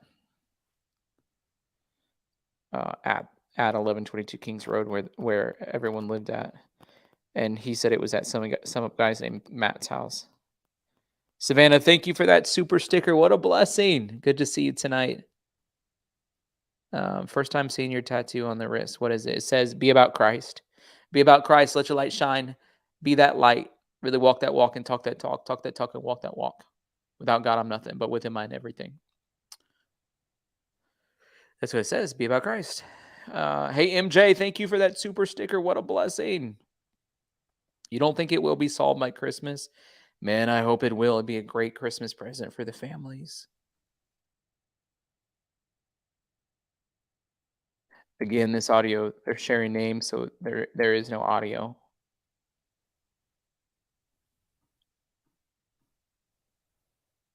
He's asking them their names because he's writing them tickets. Other ways you guys can support too is PayPal, Tyler Feller, Cash App, $, Tyler Feller 22, or Venmo at Tyler-Feller. You can also support by hitting the like button. It's amazing when you do that. Helps shoot us into the YouTube algorithm, and it really does make a big difference.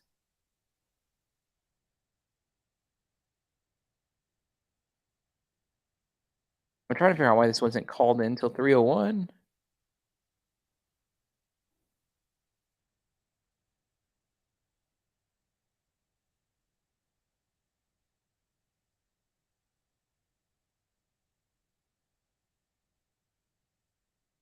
Like he's just writing them tickets. Allison, thank you for that super sticker. What a blessing. Really appreciate that.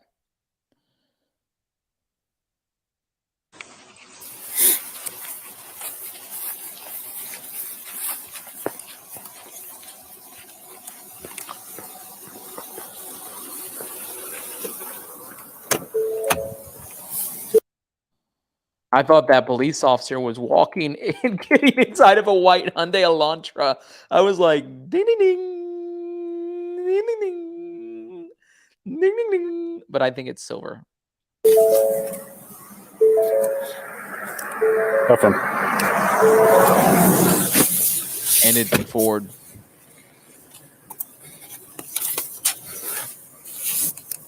Copy. Break Moscow and 59.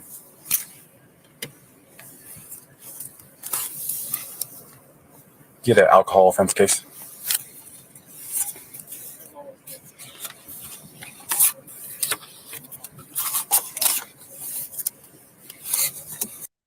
So he's just now calling it in at 3:01. An alcohol offense case. So that's why it's labeled as 3:01 in the time slot spam. And you know what else I think we should be doing right now? Whoever is capable of doing this is requesting body cam footage from the University of Law suspicious person call. Am I right? Yes. Yes, I'm right.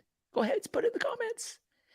Because we do have a suspicious person who's familiar with the College of Law. Not saying that that person's connected at all, but the fact that there was a call for the police to go to the College of Law at 10:54 a.m. on November 13th, concerning to me. Hey, All Country Gal, thank you for that.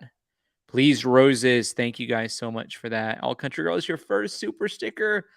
Hey, thank you so much. We celebrate you and we just honor you. Thank you for really believing in what we're doing here. And we really appreciate it. Thank you.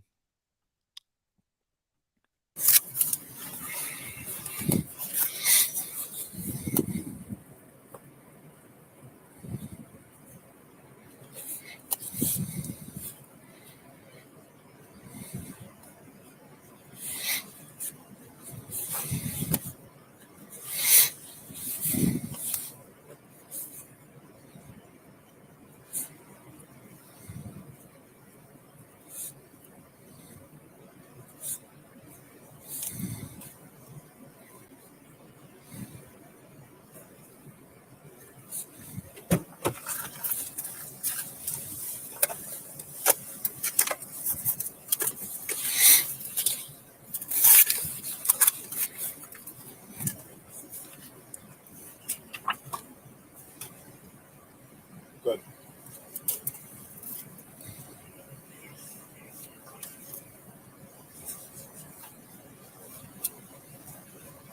Negative. He's been released from the scene.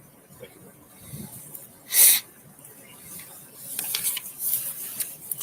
Homeboy lied to you. What's that? Homeboy lied to you.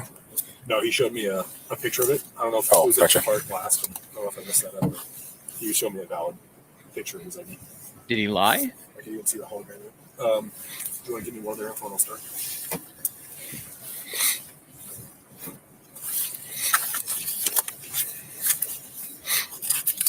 I got his address and phone number when you want it. Okay. Actually, go ahead with that. Oh, blocking out that address. We don't need to know it anyways. Language, please.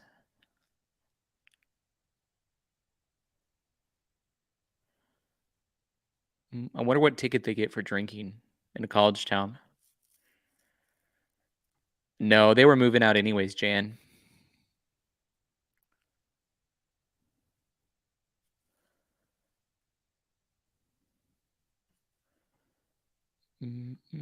By the way, guys, I'm part of a really cool new app called Swag It. There's lots of true crime creators on there.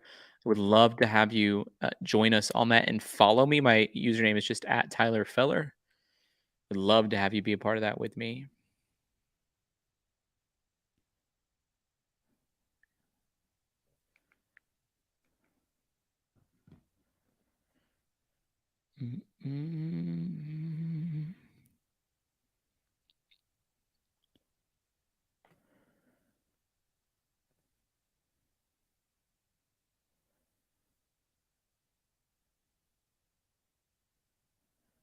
After 3 times, it's a misdemeanor. Okay.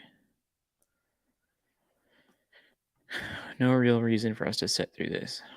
Fast forward. Writing tickets to them.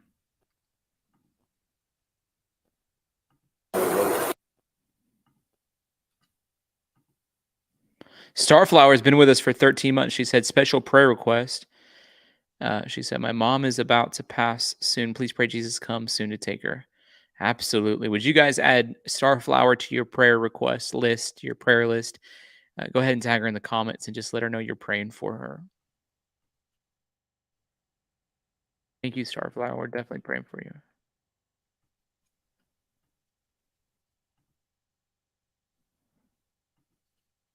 Hopefully the audio comes back on.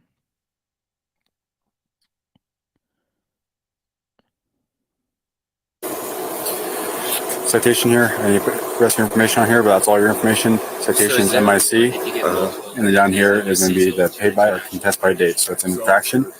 So there's a set fine for this, okay? It's $487.50, and it has to be paid or contested by the $487.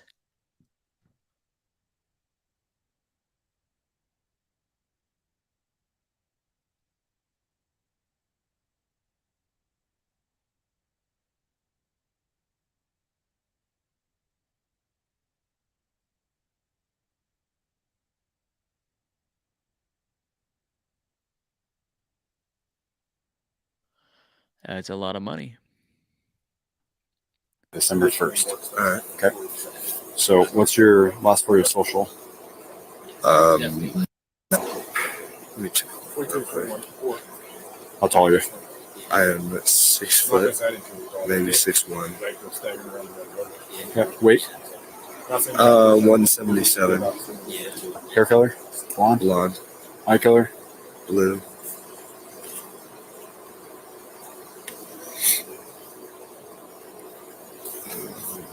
He breathalyzed them? I don't understand. Golly, that's too much money. I mean, if were they causing public disturbance? I don't agree with them drinking, but I'm just a little confused. I'm thinking, I didn't know what they did warranted a $500 ticket for an 18-year-old. If they were speeding 19 miles an hour over the speed limit, it probably would be less than that. They were just walking across the field to their dorm room, for all I could see. I don't agree with what they're doing. Maybe it's a tough lesson they need to learn. But they weren't driving drunk, which is a positive, as I'm sure some at that party were. $500. I didn't see them get breathalyzed. It's like, I don't even really understand what's going on. He's just mad because who knows? I don't know. OA Music says the police cleared themselves by dealing with a silly incident almost during the time of the killings. Maybe kept busy by someone. I need to sleep. It's getting early in the morning where you're at. What is it, 6:30 in the morning? But you know what? Sleep's overrated when you got such a good show like this to watch. Thank you for your super chat.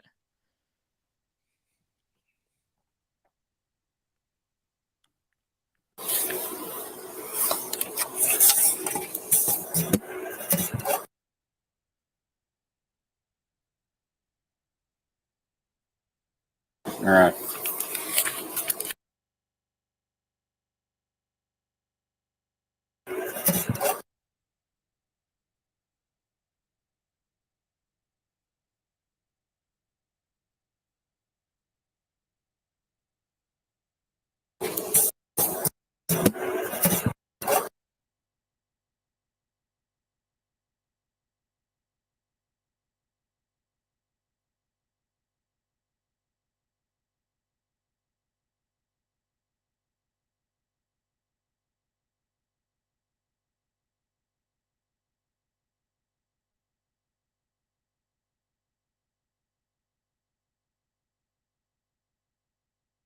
Oh my gosh, guys, my mic was muted the whole time. I said there's something going on in that area.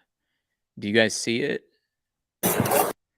Right on the other side of this car, there's a light that's shining, and I think you're going to see some people walk by. I think that's very curious because, I mean, this is right next to their house at it's like 3:15 a.m. at this point. And how crazy is it? Like, let's say that the murder, and I think it happened after 4, but let's say it took place at 3:30. How these police officers must feel knowing that they were right outside the house, basically, when it took place.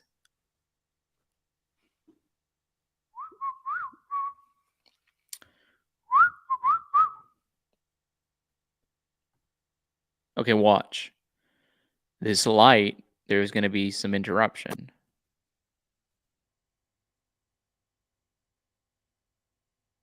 One, 2, 3, 4. Slow it down.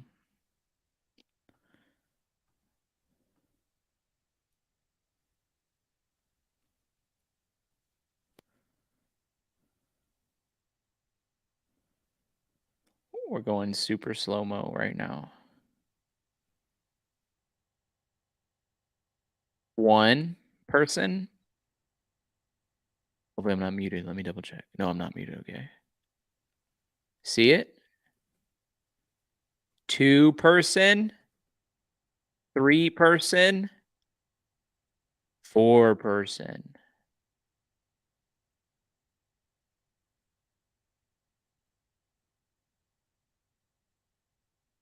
One,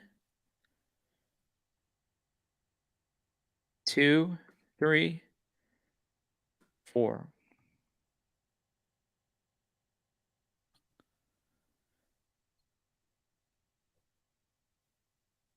Is it significant?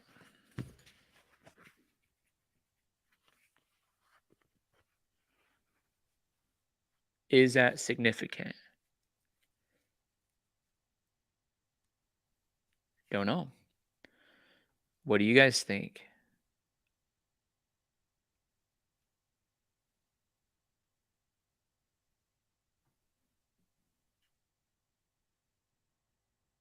Again, I'm going in very slow motion. 1 person right there. In front of that light. 2nd person right there in front of the light, followed closely by a 3rd person in front of the light, and then a 4th. Keep in mind, the other angle that we were watching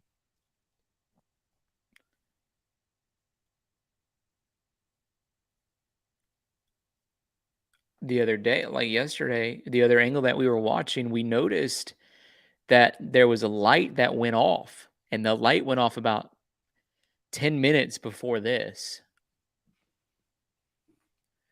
Eerie, creepy. Eerie and creepy. Okay, let's go. Let's resume our normal speed and just watch what happens in this. But keep in mind, we saw what we saw. We saw what we saw, folks. We saw what we saw. All right.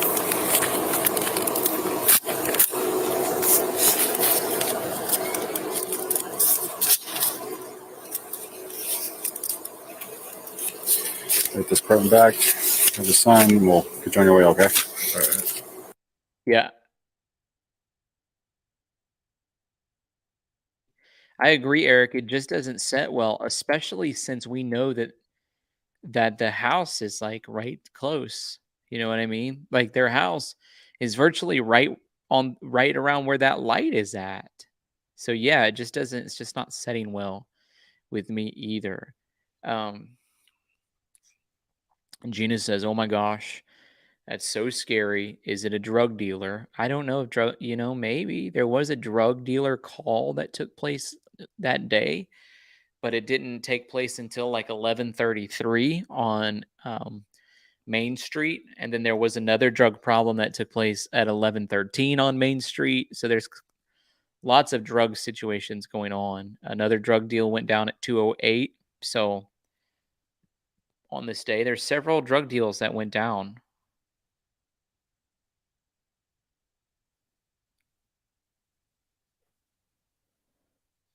Just seeing what else. Was there any other drug deals that particular day? There's lots of suspicious people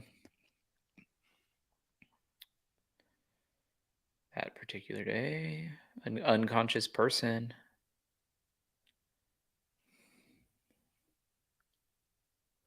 So I was just looking through the call log again. Maybe we should go through all those for that particular day and just see what was going on. Thank you for your super chat, by the way.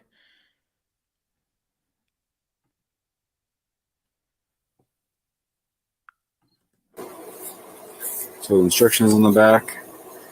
Like I said, 487.50.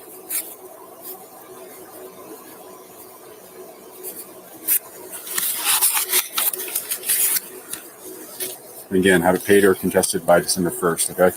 Sign the yellow line.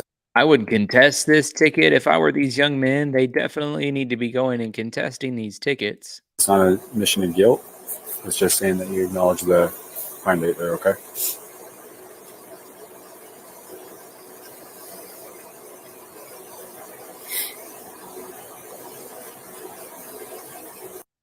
This person needs to be blocked, but before we do that, I'll just say for the record, I never one time even insinuated that these people were using drugs. Never even came close to it. I was reading the call log from the police department that day and said there were several drug calls. You're out of your mind. You're out of your mind for saying that I said that. And people who twist words are not allowed on this channel.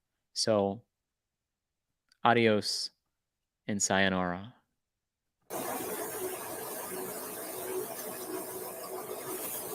Get your cup here.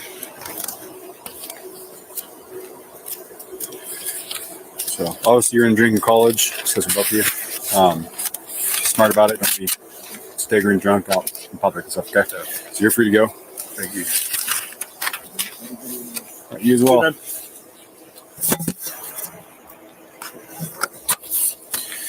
All right. What's the last 4 of your social?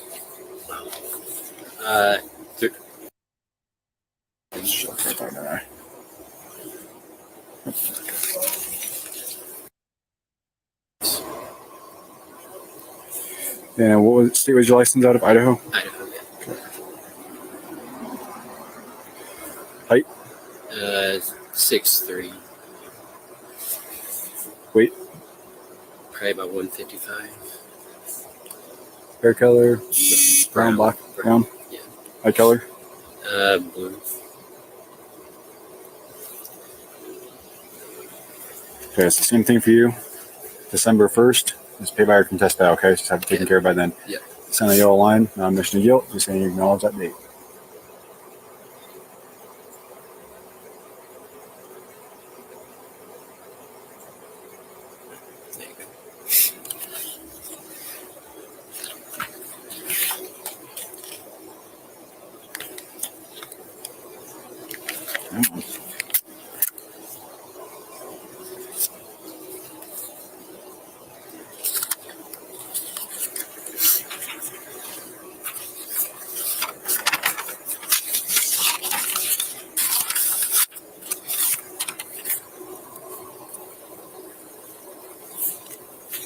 So same thing for you, 487.50, okay? Okay.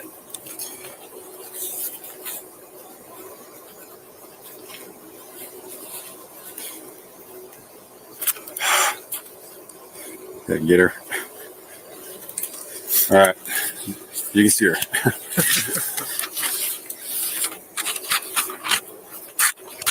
There's a copy. Any questions? No. All right. You are free to go. Thank you. Have a good night. Have a good night off. You too. Take care.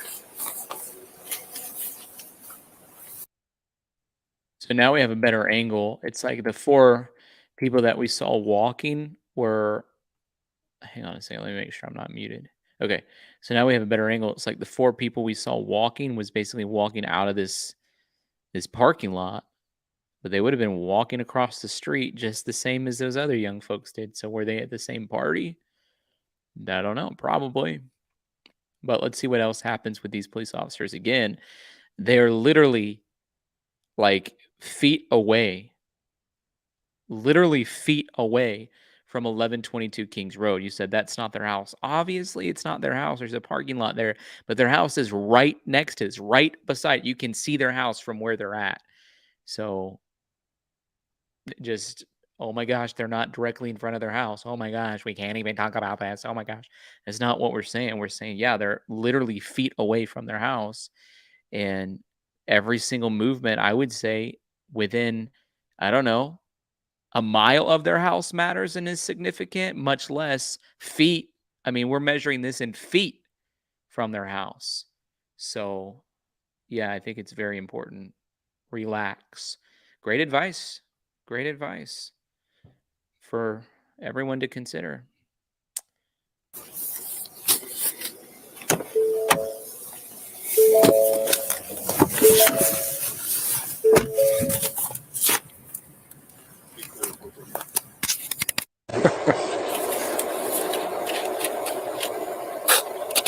There's a copy. Any questions? No. All right, you're good to go. Thank you. Have a safe rest of your night, man.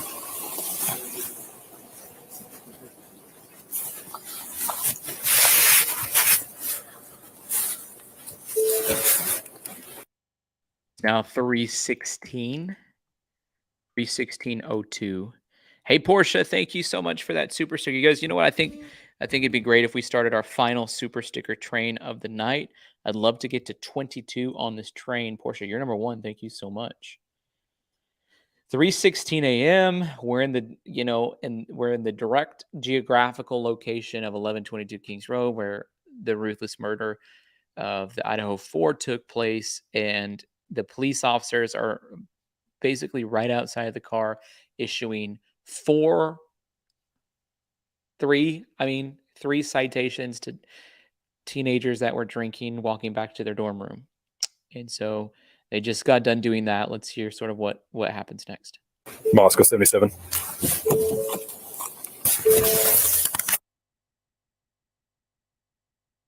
What do they have in the back of that cop car? I mean, is it a gun or is it just a bag?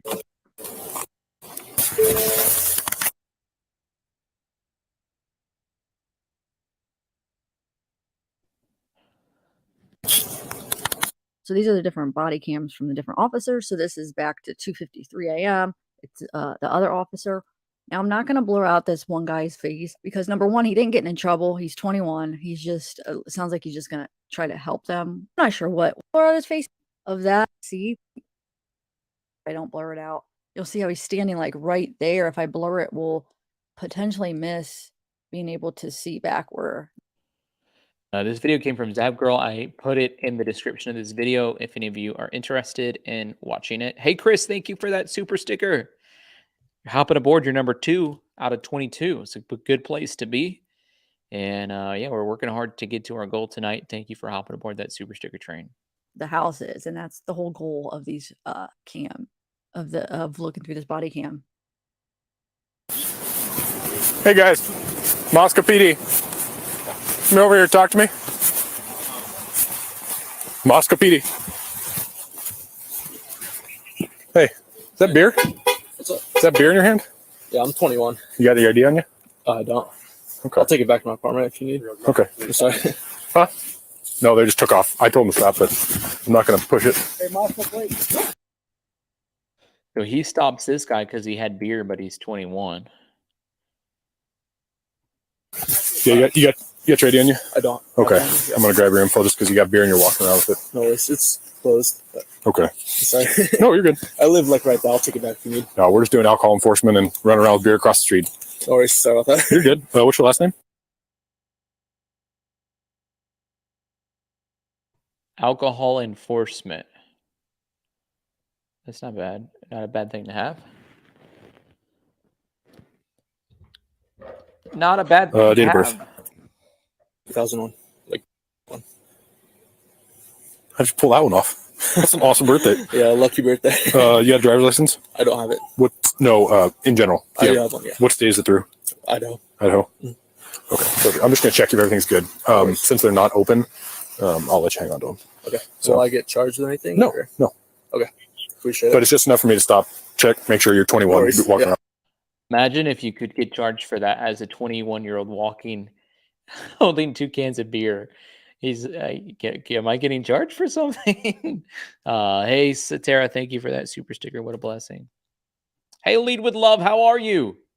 It's really good to see you. You said, I really pray for people who are going down the numbers rabbit hole. It's a source of confusion. There's a great point. There's a lot of things that are sources of confusion. Out there in public. Moscow 77, check one.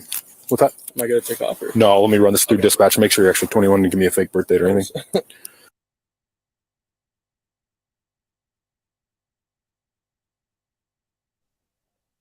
Finding college students $500 for underage drinking. Did they have alcohol? 2001, North Idaho. Well, yeah. It's funny. And the fact that they thought, like those other 3, the fact that they thought it was like a frat boy or something yelling at them, and because these officers are undercover and they're dressed in plain clothing. So I could see why they didn't really think it was the police department. Like at first I was confused about that, but when you look at them, they're dressed undercover. They're wearing normal clothes in a normal car. So they're, of course, they're like not thinking that it's the police. These young men need to get off of that charge. Like, did they breathalyze them? I'm confused about the other 3. Why'd they get a $500 ticket each?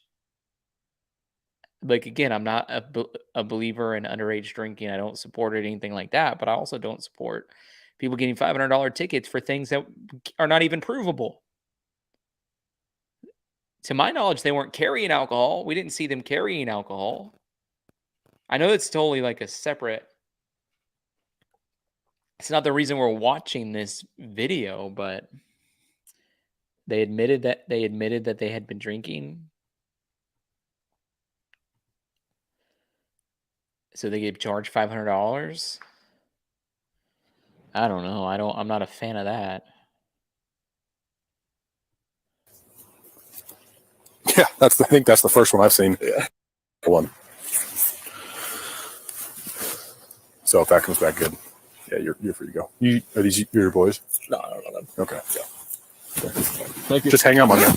Okay. Yeah, wait till dispatch comes back and says you're good. All right, no worries. You guys taking off on me? I didn't hear you. Yeah, we thought you were talking. You all 3 turned around and I pointed my flashlight. You said, "Hey, come here." You guys all turned around and walked away. I thought it was just like a fake person, honestly. Yeah, like how many fake people are out here that you've experienced? Or something, someone trying to flex us. Okay, that's fair. I understand why they thought it was a fake frat boy, fake person, frat boy yelling at them. I understand that now. $500 each.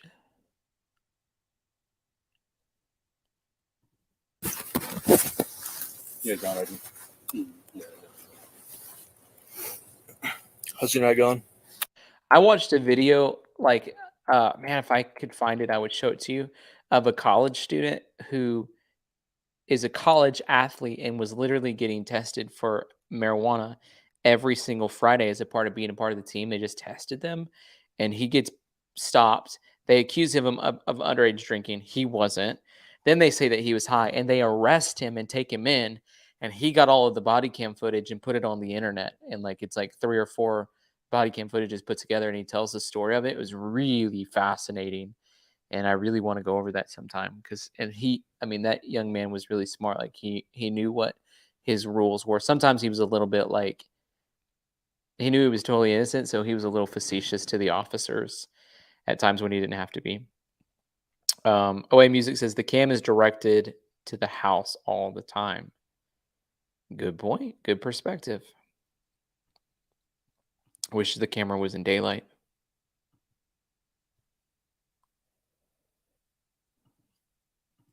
Pretty good. That's good. Just trying to stay warm. Is that y'all's car right there? Yeah. Undercover. Well, just trying to save gas. They downgraded us from patrol cars. Gotcha. They gave us hybrids to save on fuel. It is undercover. So they're like, hey, you're undercover. You're yelling at us. We thought you were a frat guy. They shouldn't be getting tickets like that. $500 each. There you go. Smart move. Yeah. All right. Once dispatch lets me know that actually exists, I'll catch you this. All right. No worries.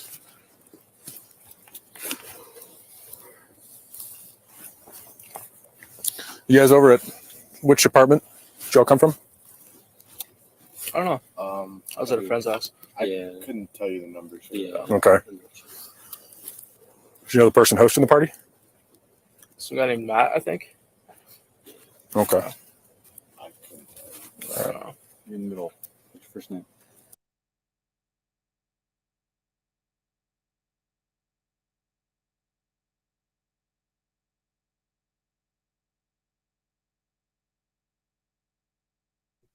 Now they are getting smarter.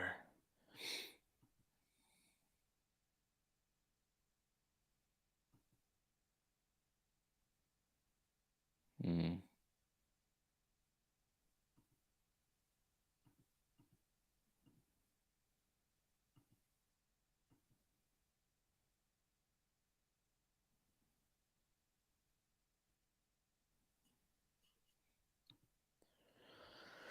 They're just going through their names. Fast forward a little bit. What is that guy doing on his phone? He trying to like find his driver's license or something?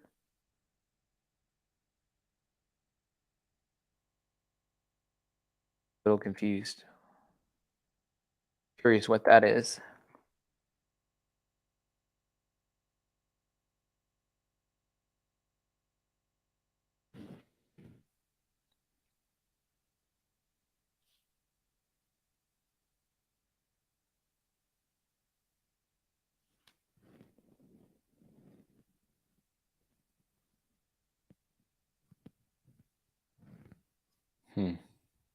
By the way, guys, we're 3 out of 22 on our super sticker train, so we'd love to have some of you guys hop aboard as a way to support what we're doing here.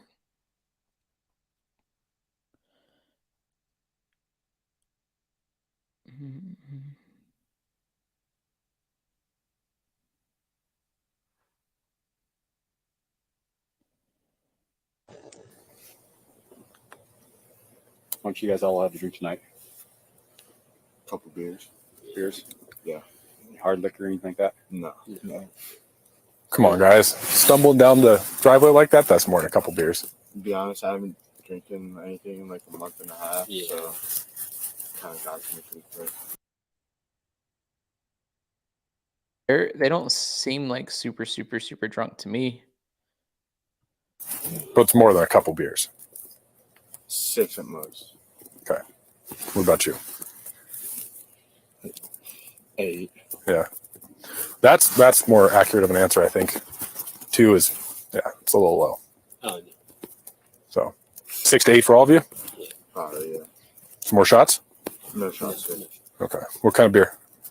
Bush Light. Bush Light? Yeah, natural light. All right. Let's try one more time. Was it really 6 to 8 or was it a little more than that? 16. Yeah. Okay. I don't like how I know this is a totally separate issue, but I don't like how he's trying to lead them into saying that they were drinking more unless they actually were. I don't understand his tactics. Okay. No, for me, okay. All right.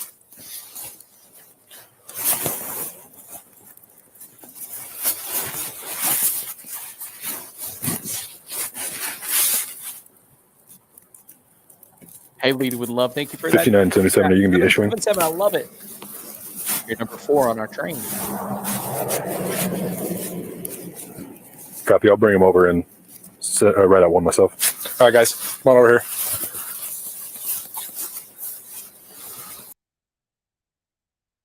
See, the house, you can't necessarily fully see it from this angle, which I like seeing this angle better because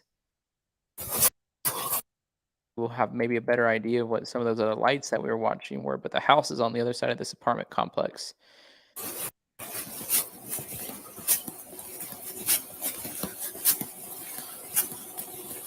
All right. If you guys all want to stand. Huh. I didn't see much. Somewhere in this area. Don't run off on me. None of you guys are 21. It's one thing to drink in an apartment where no one can see you. It's another thing for us to drive by and see you guys absolutely stumbling down the roadway. Okay? So likely what's going to happen, because you're all underage, what grade are you guys in? What year are you? Freshman. You guys are all freshmen? Yeah. Okay. You guys had any cop talks or anything like that with our two campus officers? Yeah. Luzinski, Morris? Okay. Yeah. So none of this is a surprise. They've explained this all. They've given all the warning, stuff like that. Okay. Sure. So you guys are going to hang out for me. I know it's cold. I apologize. We'll try to get through this as quickly as we can and get you some citations. And we'll catch you loose. Okay. Sounds good. Sounds good? All right.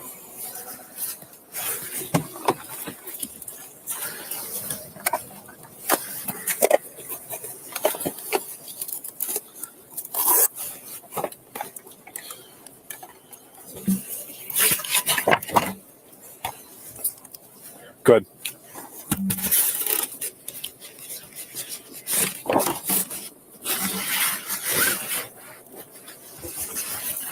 Negative. He's been released from the scene. Thank you, though.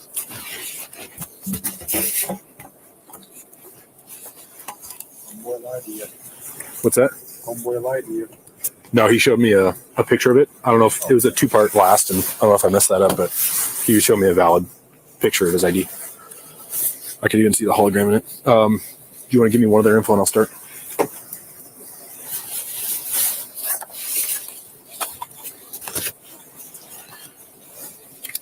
I got his address in front of everyone. Okay. Actually, go ahead with that. It's a good point, Emily. For these people, they're like, actually, we're not that upset about these tickets considering what happened that night. We got ourselves a $500 alibi. Interesting point. Just something I didn't think about. They might not be too upset about those tickets after all. By the way, thank you for your super chat. That takes us to 5. We're trying to get to 22, which means, hey, we're almost 25% of the way there.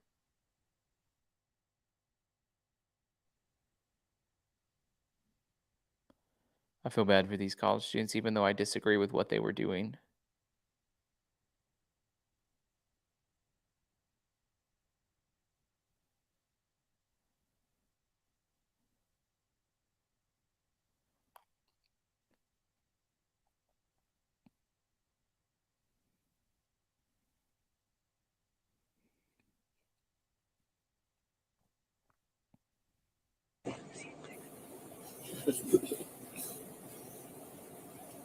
Captain, thank you.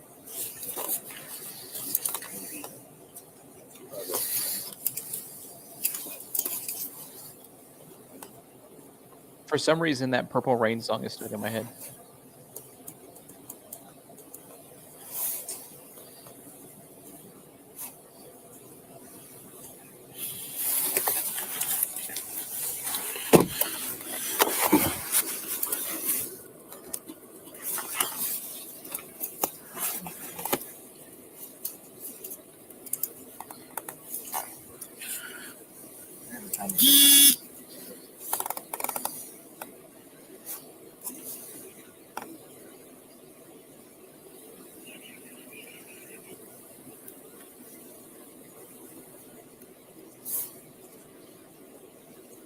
It's an interesting point. You could be absolutely true on that, E. Harrison. I've ran him yet. You have not? Okay. Last night, George Henry Tom, Chris Ethan, River Tom, Henry County North, Belfast Sam, River 05, 2003, North Carolina.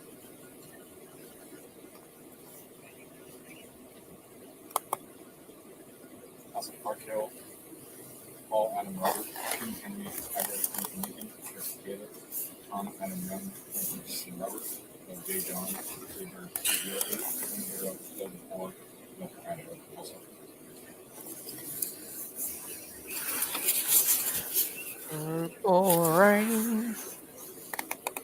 UOB Purple Rain. 1024, and also Yeah, Gina's like, if for this person who may have meticulously planned this, For this guy? everyone was You're good. partying, there's a football game. Gonna be the last of Regan.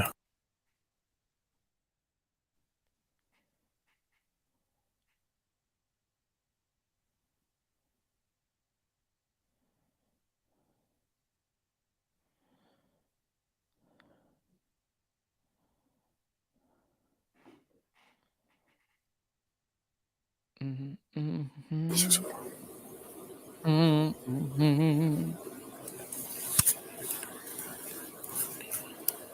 We're code 4, thank you.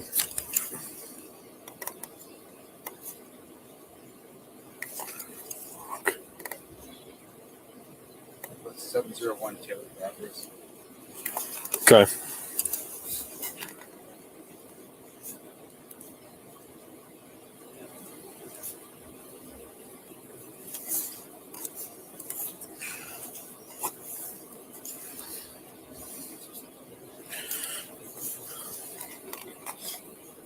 Purple rain.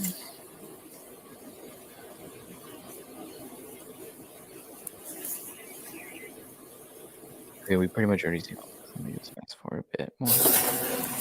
We started the third one? Okay.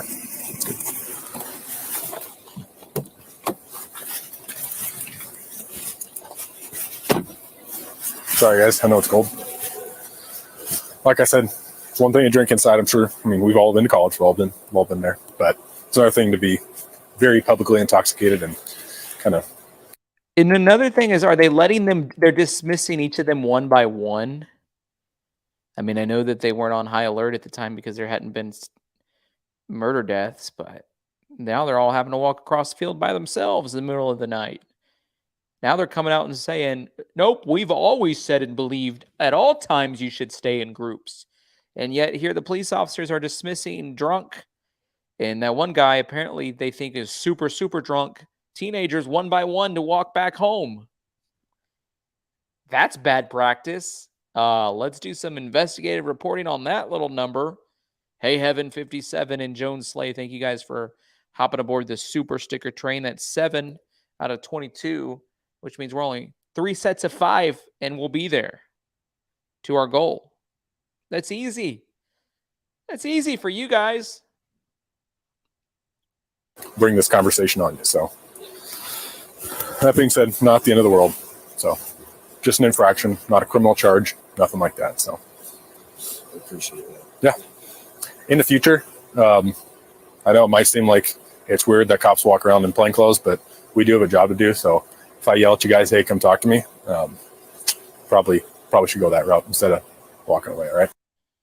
Yeah, but you're dressed in plain clothes and they thought it was a frat boy because they've never seen a police officer in plain clothes in a hybrid car at 3 in the morning on the band field of the campus. So they're saying anytime anybody shows up and says, hey, come over here, they should just go over there. We're the police when they're not dressed as the police. And I don't agree with that. I disagree. I have a thing about feeling like young people are not educated enough or protected enough sometimes. And this to me is like a classic example of that. I feel like these young men, their best interests were not taken care of. I know that they did something they shouldn't have done and they're reaping the consequences of it, but there's a lot of things along the way that I disagree with. Hey, OA Music, you said cam guys standing directions and keeping them so long and weird are weird, really. Yeah, exactly. That's what I'm saying. I agree totally. Hey, Shelly, thank you for that super sticker. What a blessing, both you guys, for hopping aboard. That takes us to 9 out of 22. Zoe says, I agree with you. Purple Rain says, absolutely. I mean, Purple Love says, absolutely. Mickey says, I think they should get warnings first. Yeah. I agree. Thank you, OA Music.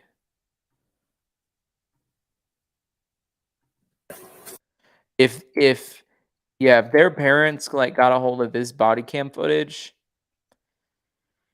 you better believe there's probably going to be some, downline interaction about like, what exactly happened? They were dressed in plain clothes in a plain car and we're mad because you didn't come back to them. And it's freezing cold outside.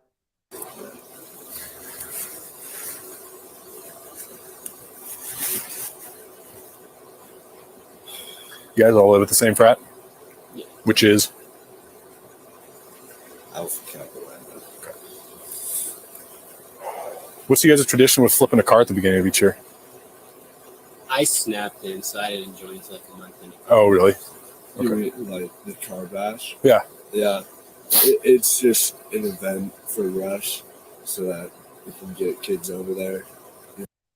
He sounds like a frat boy, no offense. Gina says, "What do we teach our daughter? Stop for any man." Kind of the point that I'm making. You know what I mean? It's like the most ridiculous thing, like what they're saying. Like you can't have like the idea of having undercover police officers who are then stopping random teenagers at 3 in the morning. Absolutely not. Like that just does not flow well. Like my mind at 3 in the morning, people start yelling at me. I'm taking off like they did. Like, let's just keep walking, keep walking. We don't know what's going on. Keep walking, keep walking.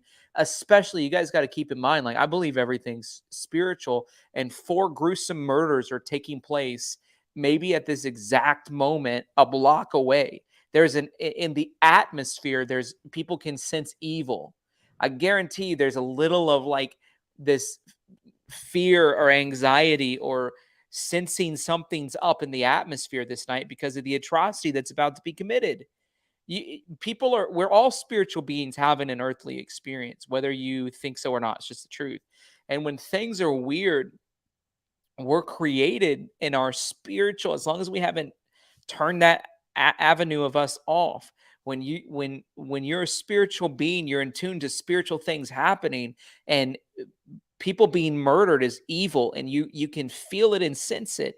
And so I would just imagine that they were like sensing and feeling evil taking place. Not maybe they're not able to articulate that. Maybe they don't have a consciousness of it. Maybe they're not spiritual beings themselves. And as far as a cognitive recognition of it, however, it's a reality. It is totally a reality. And so they're probably like, who are these people yelling at us? We're just trying to get home. We got to walk to our dorm room. It's already later than we wanted to be there. Let's just go, go, go, go, go, go, go, go, go. And yeah, and so then the way that this police officer just said that, it's basically like, yeah, like let's teach.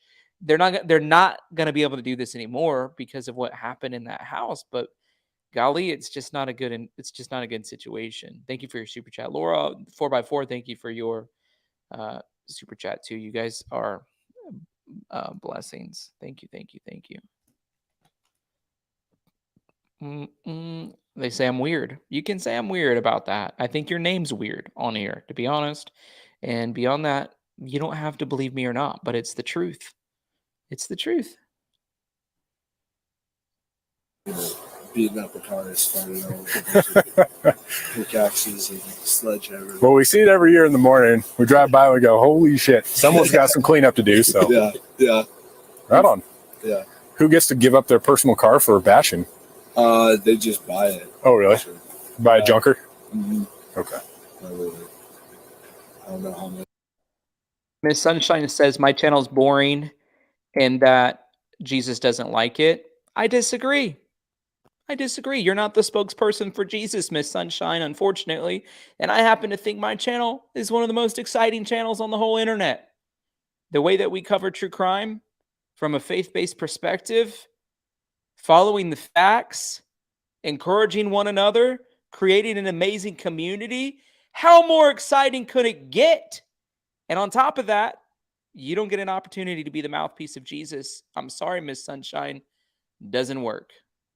Hey, Patty Davila, thank you for hopping aboard this super sticker train. What a blessing. Oh, another person trying to get on to me. And Jesus doesn't judge, last I read. Oh my gosh. What is up with people today? We're not judging people. That shot me did. Probably not more than a couple $100. Yeah. It didn't drive, so. That's fair. Yeah. Probably less than what you guys pay in a weekend of beer for a good party, you know what I mean? Yeah.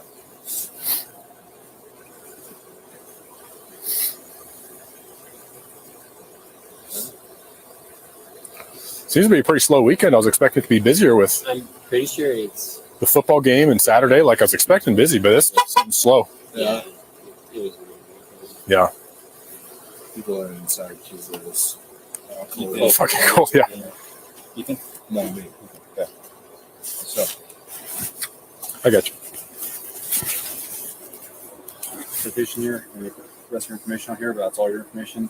So is there a MIC, rule, like if you get multiple MIPs or here, MICs, it'll turn into an actual charge? Yeah. So it's your third one turns into a misdemeanor, which is a criminal charge. Yeah.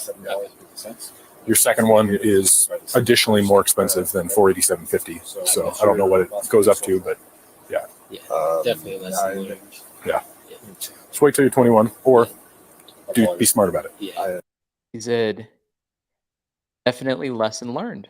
Maybe he needed to learn this lesson. I'm not going to say I didn't drink in college. I did, but I could go staggering around the middle of the roadway, afterwards. So, not saying you're a bad person or anything, but there's a way to do it, obviously, and there's a way to do it not, obviously. Beckfist, thank you for your super chat. You said, yeah, evil can be felt, and sometimes it'll be too late to notice, especially when we're distracted. Exactly. And if we're not in tune with God, we're going to have a bad, you know what I mean, sort of perception of it. So, yeah. I agree. Thank you for your super chat too, by the way. What a major blessing. You're number 11 on our goal to get to 22, which that happens weirdly to be the address, 1122. That's 50% of the way to our goal. So thank you, thank you, thank you.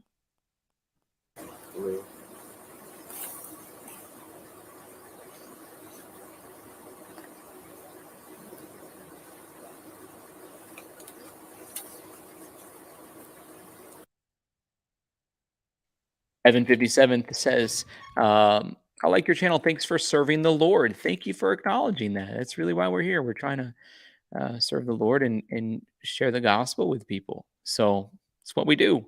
Thank you for that super chat. Really appreciate it. Guys, Nancy Grace has a new episode out. We're going to listen to it. I know some of you guys don't like her, but she says things that are interesting. I'll tell you that much. This episode is brought to you by Hyundai, a proud sponsor Let me of see if I can find it on YouTube because it's easier to skip through. YouTube.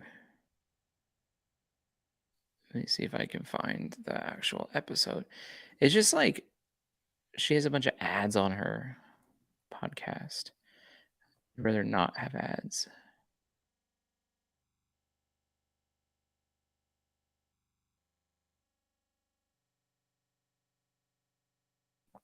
Okay, I'm not finding it. We'll just listen. I'll just fast forward. Hey, Rachel G, thank you for that super chat. What a blessing.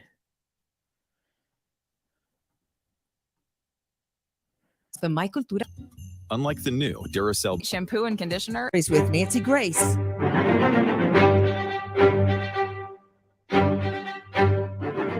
Breaking news in the search for a killer that slaughtered 4 Idaho University students, we believe, in their sleep.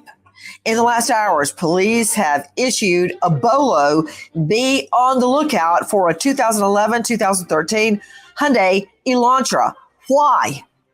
I'm Nancy Grace. This is Crime Stories. Thank you for being with us here at Fox Nation and Sirius XM 111. First of all, take a listen to our friends at KREM. Moscow PD saying today they're now looking for a white 2011 to 2013 Hyundai Elantra. Police say tips and leads led investigators to look at additional information about the car being in the immediate area of King Street, where the murders happened during the early morning hours of November 13th. Again, it's a white 2011 to 2013 Hyundai Elantra. Police say the license plate is not known right now. But still, this is a significant step in the investigation, as investigators have yet to release any information about a suspect or suspects, and this is potentially the first significant piece of evidence they've released publicly so far in their effort to solve this case. Very interesting. This is the first real piece of evidence that the Moscow police are releasing. This must be significant, although we don't know what's going on behind the scenes.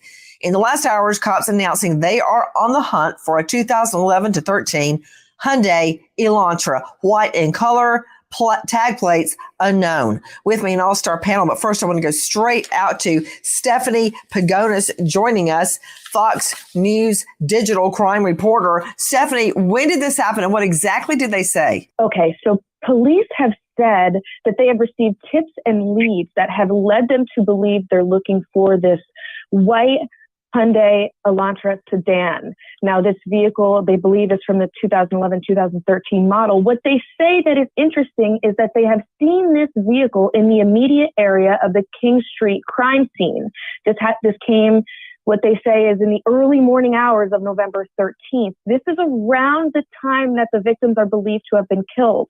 Officials previously told the public and the media that the victims are believed to have been stabbed between 3 a.m. and 4 a.m. You know, this is one of the many, many reasons that one of the first things you try to do after you secure the crime scene is try to develop a timeline.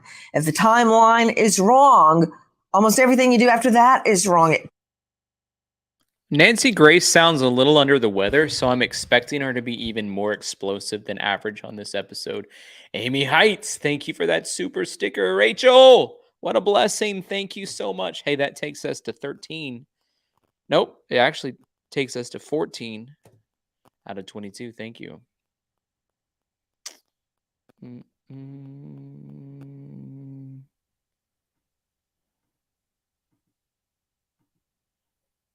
Taints the whole thing. For instance, if they got the timeline wrong, then looking for this white Hyundai may be completely irrelevant. Joining me again, an all-star panel. I want to go first to Jonathan T. Gilliam, former FBI special agent, former Navy SEAL, author of a hit book, Sheep No More, The Art of Awareness and Attack Survival, on Amazon. Jonathan, thank you for being with us. A lot of buzzwords, I'm sure, jumped out at not only me, but you and my expert in forensics, Cheryl McCollum, also with me, Karen Stark and David Leroy.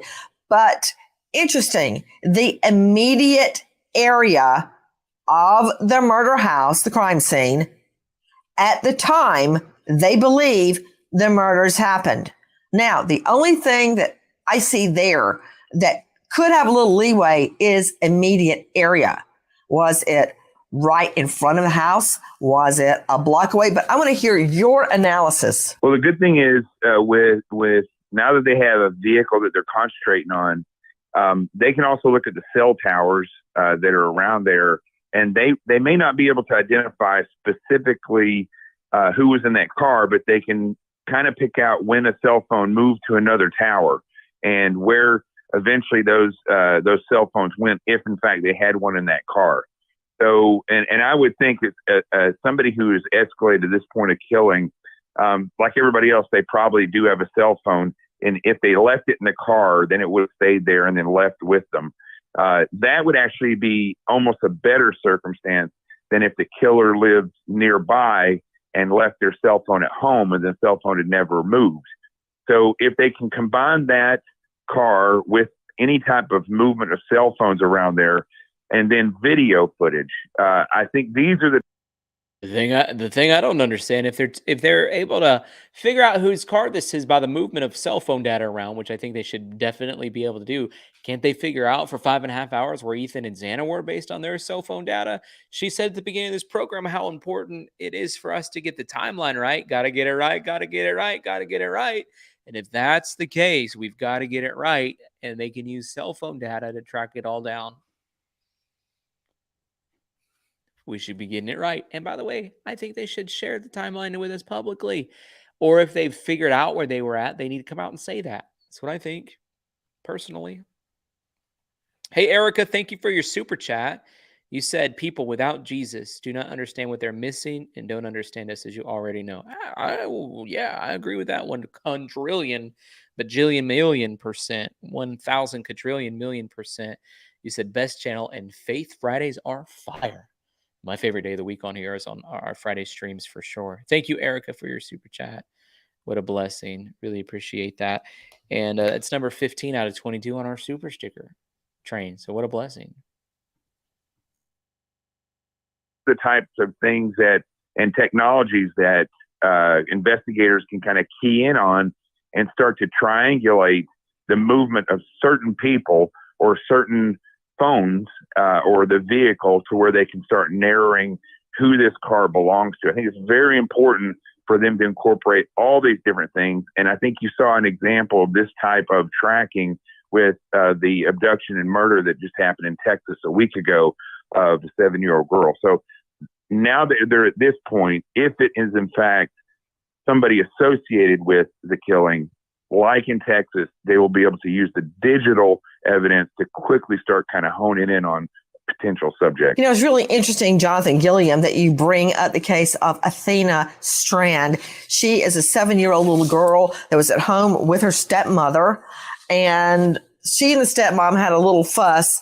So the stepmom believes she's going back to her room when in fact she went outside. A FedEx driver came along and got her, ended up killing her. Could you explain again for those listening?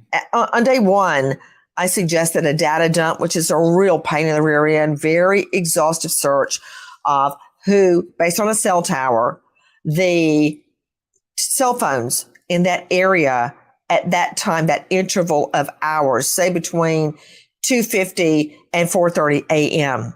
And it can be done really right down to the block. So if you could explain that and how you would integrate that along with movement of the cell phone and IDing the car. You mentioned video, but Cheryl McCollum and Stephanie Pagonis, correct me if I'm wrong, but I don't think they've got any Ring doorbell or any surveillance video. As far as I know, there were not many cameras around, and it's been a question lately of if there are cameras now, were they installed after these attacks happened? We've spoken to neighbors, some of whom have said that they decided to install them after the fact. Were you going to say something, Cheryl, on that? Yeah, I was just going to say, I believe at some point they do have that car on video, and I think that's how they're tracking the movements of that car. I don't know that they've tracked the movements of the car yet or that they have it on video. I mean, I hope you're right. Jump in, Jonathan. So also with those Ring cameras, before I say about the cell towers, those Ring cameras, most people, I'm guilty of this myself, you get a Ring camera, and then after the initial trial period goes away, people don't want to pay to have stuff recorded, so they just have the cameras set to alert. And so that's why you don't get a lot of recordings off of these cameras. Also, I worked, was part of the 2008 investigation of a guy who rode a bicycle all over. I don't understand what he's meaning. Oh, he's meaning like if you pay for it, it does 24-hour recording and it puts it in a cloud somewhere. And if you don't pay for the camera, then it just records when there's an alert.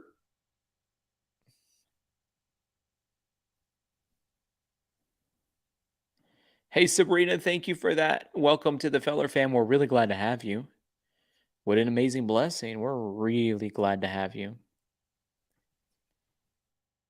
Over New York and drove up to at 3 a.m, coincidentally, and drove up to the recruitment center in Times Square, put a pipe bomb down, drove off and blew up the front of the recruitment depot. We've never caught that guy. And that's the most videotaped place in the world. So videos won't always show you what you want to see. However, if there are videos and they do show the movement of the car or of a phone, it won't be the car, but it will be of a phone on these cell towers at that time, then you might be able to narrow it down. And your phones are constantly, whether you're using them or not, they are constantly reaching out. So it kills our battery. They're communicating with cell towers. And sometimes you can stay in the same place and they'll be pushed to multiple cell towers. But that also can help because they can kind of triangulate where the phone may be.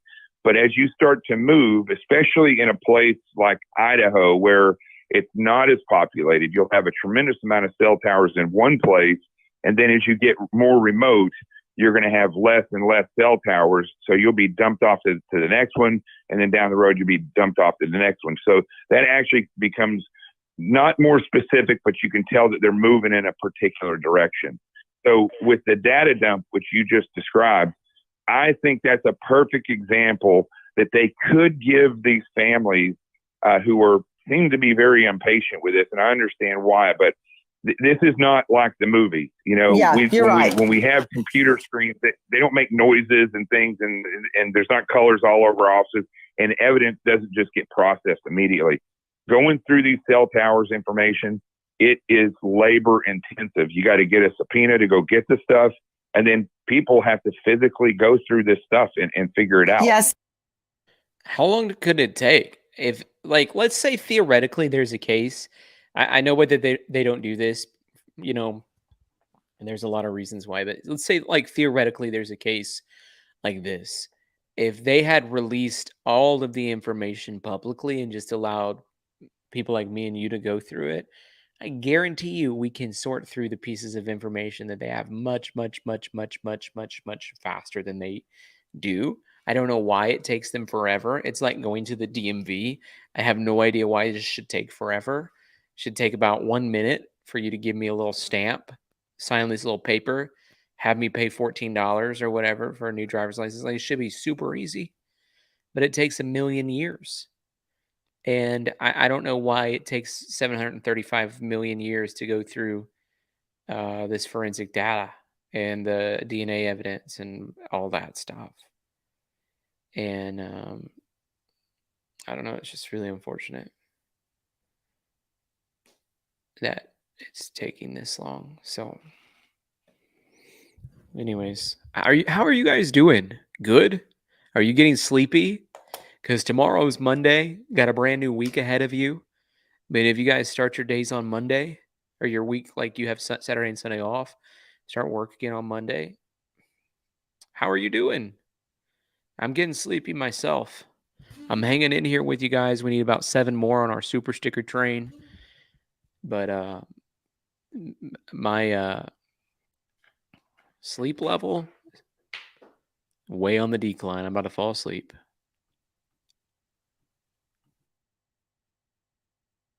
Yes, it'll take a long time, which is what I said at the very beginning. For every new eligible for details. There's a better way to fly. Crime Stories with Nancy Grace. For those of you just tuning in the last hours, Moscow police have announced they are on the search for a white Hyundai Elantra.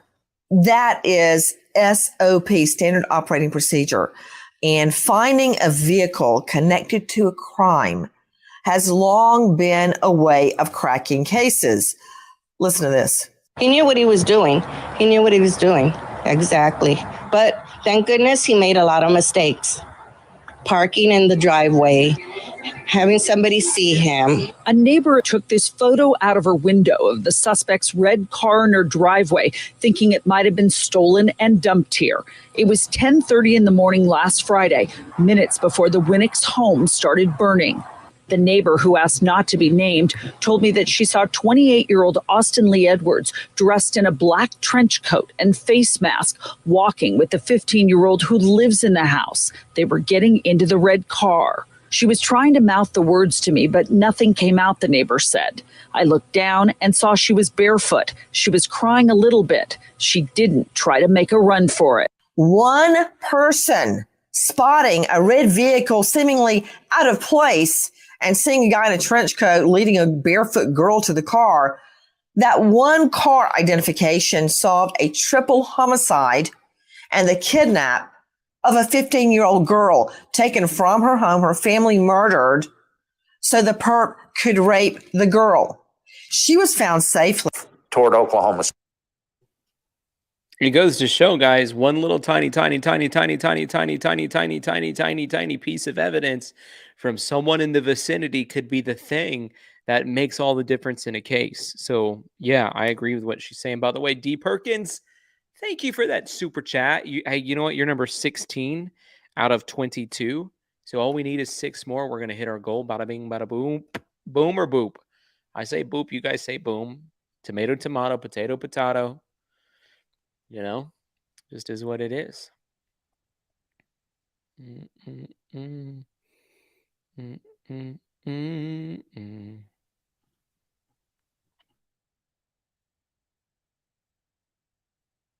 City based on a highway patrol dispatcher call for all available troopers to head to Oklahoma City to assist. He had gotten a discontinue. He was about 62 miles north of Oklahoma City, and he turned around in the median on Interstate 35. And as he's starting to head back north, he's passed by this yellow Mercury marquee that's missing its rear license plate. And so he pulls that car over, and the driver gets out of the car, and Hanger has to order him to stay by the door of his car. You know, Cheryl McCullum joining me, and I'm going to Cheryl because not only is she the founder and director of the Cold Case Research Institute, don't get me wrong, the Idaho case is not cold, but her job is to sift through forensics and come up with ways to solve cases. Cheryl, I could listen to investigators talk about how they solve murder cases with the identification of a car. And I've done it myself time and time again in court. Absolutely. I can listen to that case investigator on McVeigh. McVeigh was one of the worst villains that have ever been put in the jail. He needs to be under the jail. And he was caught because he was missing a little piece of a light on his tail light. Correct. Ted Bundy was stopped. Ooh, you're right. Wait, tell the story, Cheryl. Don't just throw out a name. Tell me about how he was stopped. I love that. I love that. Go ahead. But again, what it gives us a name. That's not the Ted Bundy story. I know, but I'm leading up to the story. Okay. It's good that he got stopped running a stop sign because that gave us a name. It gave us a vehicle description. It gave us an address of where he was in his hunt for victims. So what I would do if this was my case right now, I've already pulled it up, Nancy. They have weather cameras in Moscow, Idaho. Oh, you are so smart. I was wondering about that because the fire cam footage was the big deal in the Kylie Rodney case. Big deal in the Kylie Rodney case. Hey, Carrie, thank you so much for that super chat. You said I can do 5. First time, though. We celebrate you and honor you, Carrie. Thank you for your first time ever. That takes us to 17, which means we're just 5 away, guys. We're 5 super chats away. Can you guys give Carrie a shout out in the comment section just to honor her supporting this channel? Thank you so much. Really appreciate it.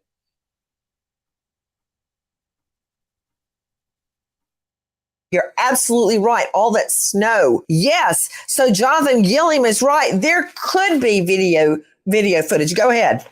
Well, that's what I was saying. They're going to have video of this car and they're going to be able to track its, direction of travel and everything, because I can look right now at D Street. I can see the whole intersection, the gas station. I'm looking at Plouse River Drive, Line Street, Uniontown. I can see every bit of it. Sherrod Road. These are all public. All they've got to do. Another thing about that, Cheryl, is that this was the murders occurred on King Road. Right. It's a couple of blocks off campus, and I've been dumbfounded by the fact there seemingly are no campus security cameras around that area. I'm dumbfounded by that too. Hannah, thank you for that super chat, super sticker. What a blessing. Naomi, thank you. Thank you guys for hopping aboard. All aboard. That takes us to 19. Thank you. I know, Dr. Lisa, same with me. I feel the same way. It's hard to stomach her. She's harsh. She's judgmental. But the other thing about her is she has great guests on, and I want to hear what they have to say. And so I'm always torn. So I'm listening to her, but I'm losing my patience with her over the past 3 episodes that she's done, to be honest. Yeah. Okay. Nancy, Dave Leroy here. Let me give you a little context. Good. Please jump in. Hold on. Let me introduce you. Dave Leroy, high-profile lawyer out of Idaho, former attorney general, former lieutenant governor, former prosecutor, and so forth and so on. I got a whole page of his credentials. Go ahead, David. And remember, Jonathan, you're not with us as often. Please jump in. Don't be intimidated by Cheryl or Karen or David or Stephanie, our old hands. Jump in when or myself, she should say, because she's going to definitely start screaming at them in no time.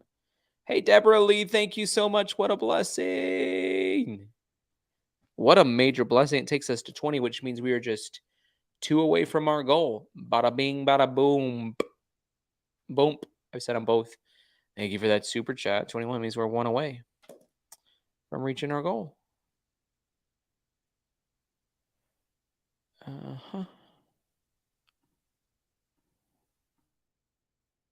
you're ready. Go ahead, David Leroy. Nancy, you recall that 4 years ago, while campaigning on campus, I was actually at that residence, 1122 King Street.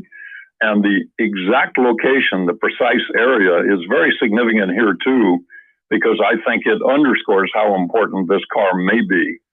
1122 King Street is halfway up a hill and in almost a cul-de-sac type of area where there, even during daytime, would not be a lot of traffic. So for a vehicle to be moving away from or in the area of this almost dead-end King Street, halfway up a hill, off campus, but not in any kind of high traffic area or near an arterial, may be even more significant than a typical car moving at 4 a.m. David Leroy, I love everything you just said, and I love it. That's rare, because the last episode we watched with Dale Carson Law, they were screaming and fighting at each other, and she started talking about peanut soup, and then next thing we know, she canceled all their microphones. So, we got a double whammy coming in hot, Deanna and Deborah. A double whammy. A double whammy. Thank you guys both. What a major blessing. Thank you. So much, I want to relive it. Tell me all that one more time. 1122 King Street, when I was there 4 years ago, visiting the house, was a little bit difficult to get to. Hold on just a sec. Sydney, while he's talking, can you pull up Google Map and get me an aerial on 1122 King Street? Because I want to see if it's still the same way as David Leroy is recalling. Okay, go ahead, David. When I was at 1122 King Street 4 years ago, you have to go from the main campus up an area, across an athletic field, and then turn right a couple of blocks. Okay, hold on. Up an area, across an athletic field, and then what? And then you begin to go up a hill, and it's almost a dead-end cul-de-sac where you move into the parking area of 1122 King Street. It is not adjacent to any high-traffic area. There's not a lot of arterial-type traffic there. So at 3 a.m. or 4 a.m., a car moving in that particular area is going to be far more significant than a car moving someplace else in town, even at that same unusual hour. Even during daylight, there is very little traffic. Hold on, David. Which house is it? Show me which one you're talking about. Oh, I see exactly what you mean. I'm seeing exactly what David Leroy is talking about.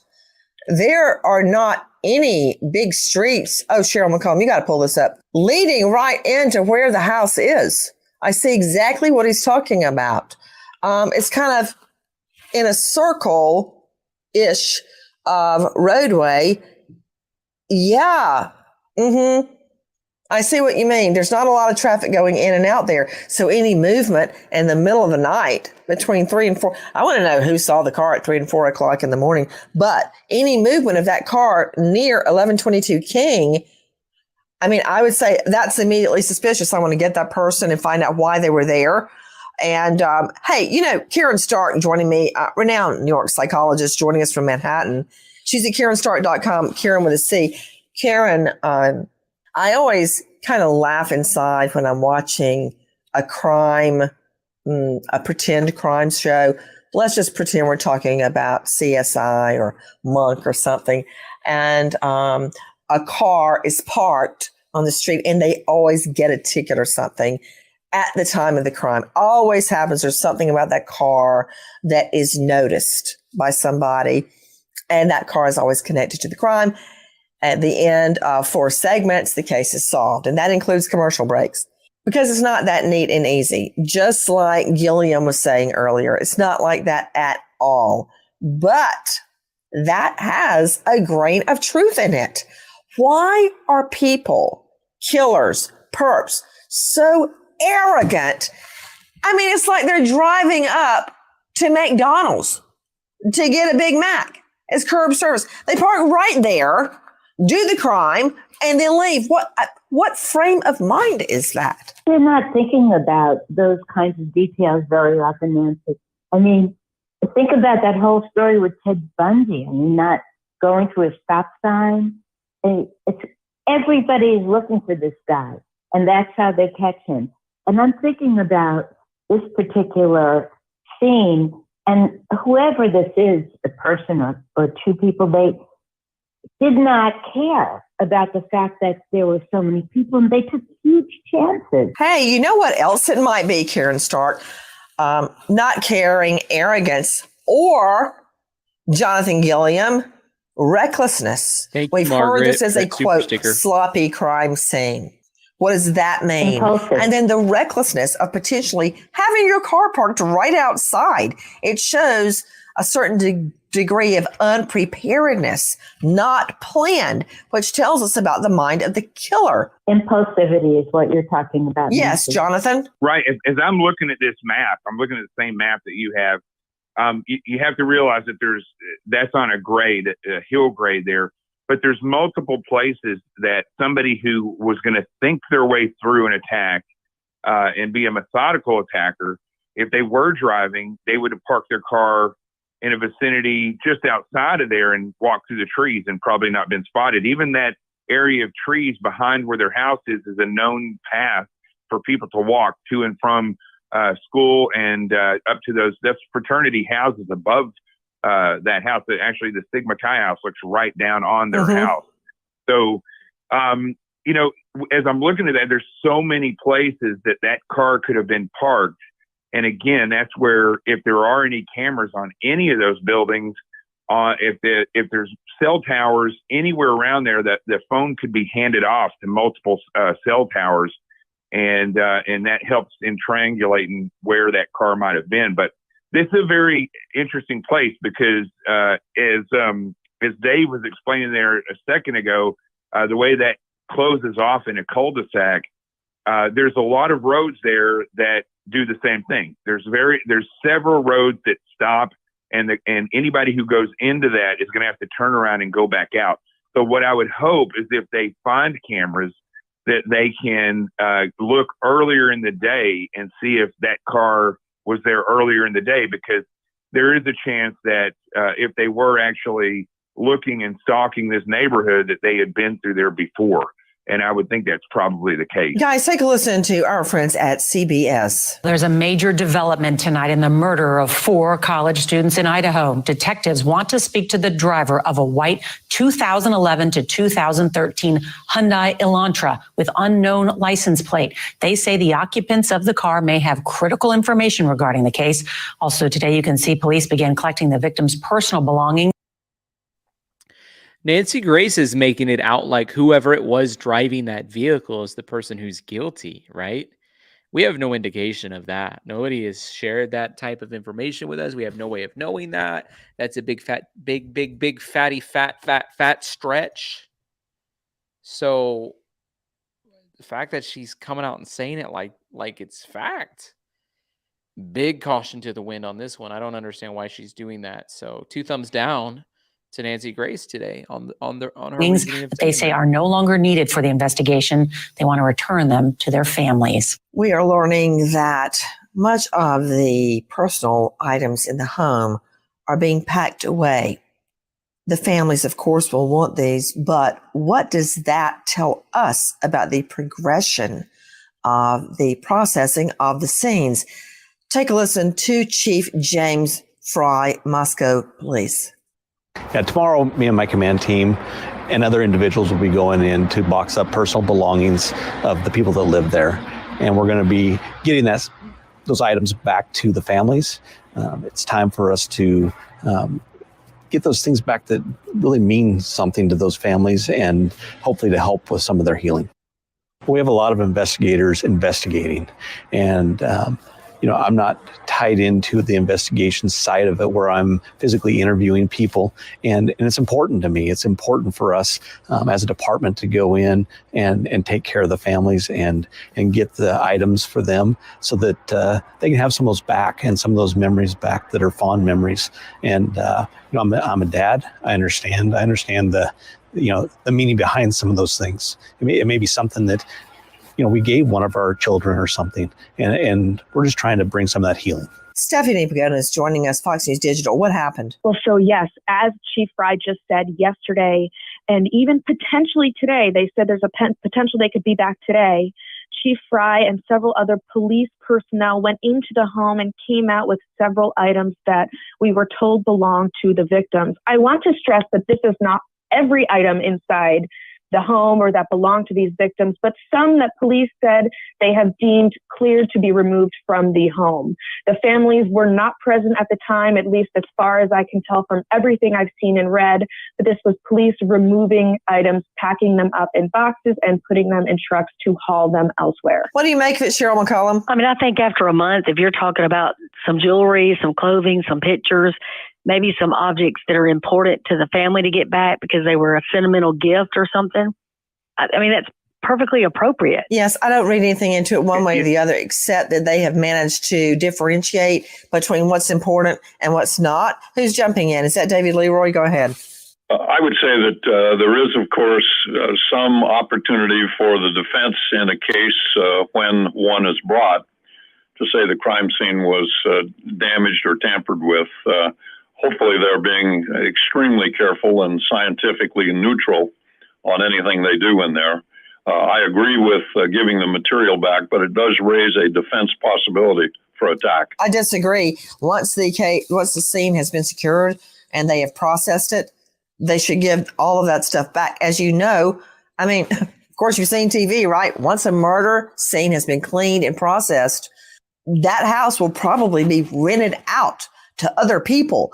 But what you said is right, David Leroy. They darn well better make sure they're done before they tamper with that scene. Not only do we understand items are given back to the families as they should be, to Karen Stark, that's sentimentally very, very important. It's incredibly important, Nancy, because think about it. When you lose somebody, I don't know about you, but I'm suspecting that when your dad died, you kept personal items. I know I did. And I slept for the longest time with my dad's glasses under my pillow. And it's just the way to try and hold on to the person for as long as you can. It's really important. You're right, Karen Stark. And you know that I did. Can I say one thing about that real quick? Yeah. Before we move on, this is, and I'm always coming from the investigative standpoint, right? Which unfortunately that it's hard for people to take, is a very unemotional and neutral standpoint. And I've lost loved ones and I've felt the emotion, but when I'm doing investigation, I shut those things off. And I think in this case, what bothers me about them stopping what they're doing and taking the time out, they said for a second day, people are going to be in there collecting items to get back to the family. That's investigators that could have been running leads. That time in this critical stage that they are stopping and having to do a critical search, because they have to be very careful, as Dave was saying, in what they take and how they take it. Otherwise, it could cause problems later on. Guys, I know what Jonathan Gilliam was saying may sound harsh, but how are we to know the killer didn't come into the bedroom and pick up one of the girl's brushes or touch her things sitting on her vanity? We don't know.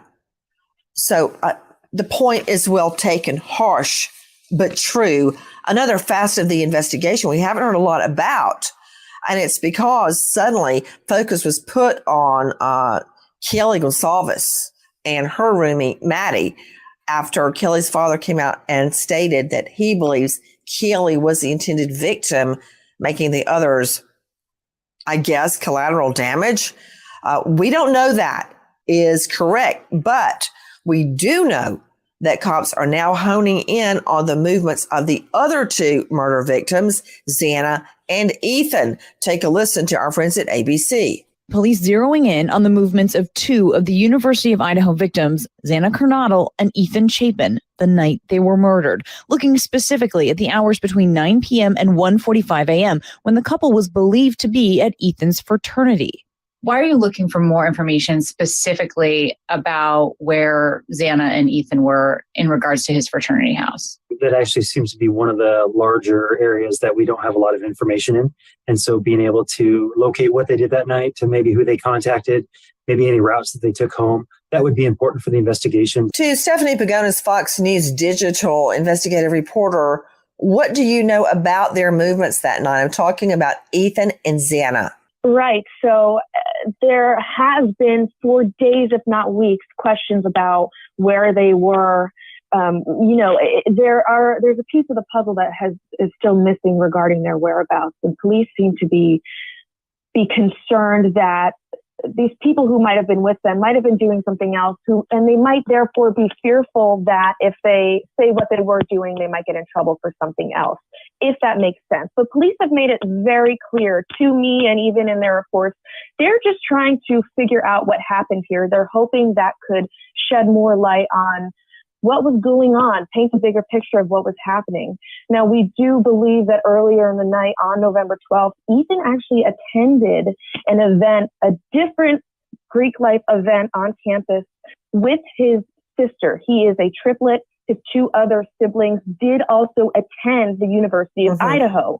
So that does paint a picture, but as far as I know, and it's not, I'm not certain on this, but there's a question of whether Xana was with him, and if she wasn't, where was she during that time? That's a really good point. What does this mean, Cheryl McCollum? Well, again, you're trying to connect these dots. Who did they interact with?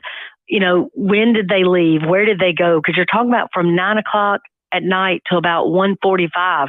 So almost 5 hours that their movements are unaccounted for. So we don't know if they came in contact with somebody, if they went somewhere and, you know, purchased something or went to another party. We don't know where they were for at least 5 hours. And that's something police want to know. And why do you believe it is so significant, Cheryl? Because again, at some point, these 4 people intersected with a killer. Was it before that killer entered the house? They're going to want to narrow this down. Did Ethan have a problem with somebody? Did they have a, little argument with somebody over something? We don't know. We don't know if it's the food truck people. We don't know if it's the Uber driver. There's all of these connections that we've got to check off before we move on. And again, the car is a great start, but you've got 2 other people that have nothing to do with, the food truck or the Uber driver. I think I should be a guest on this show because I could help bring a different perspective. When the world gets, instead of being stuck.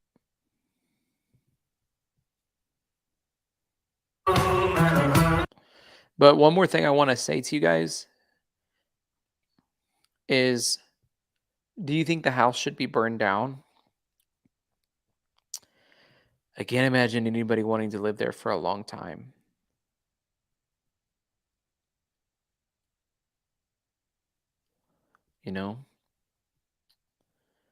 I couldn't think of other college students wanting to move in there, knowing that people were ruthlessly murdered. I think it should just be torn down.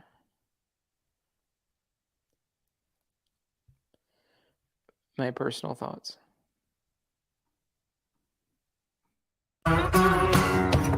Crime Stories with Nancy Grace.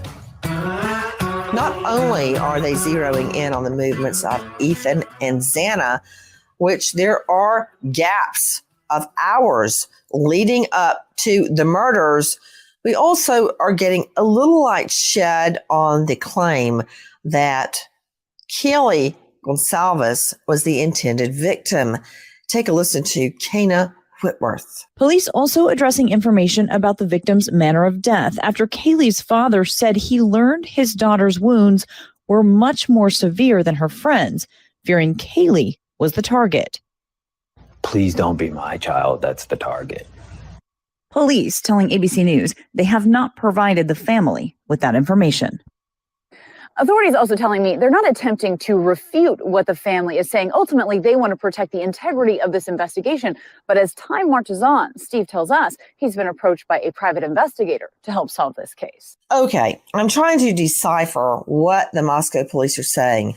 They're not refuting what Steve Gonsalves is saying, that his daughter's injuries were much more brutal and severe than the others, indicating she could have been the target.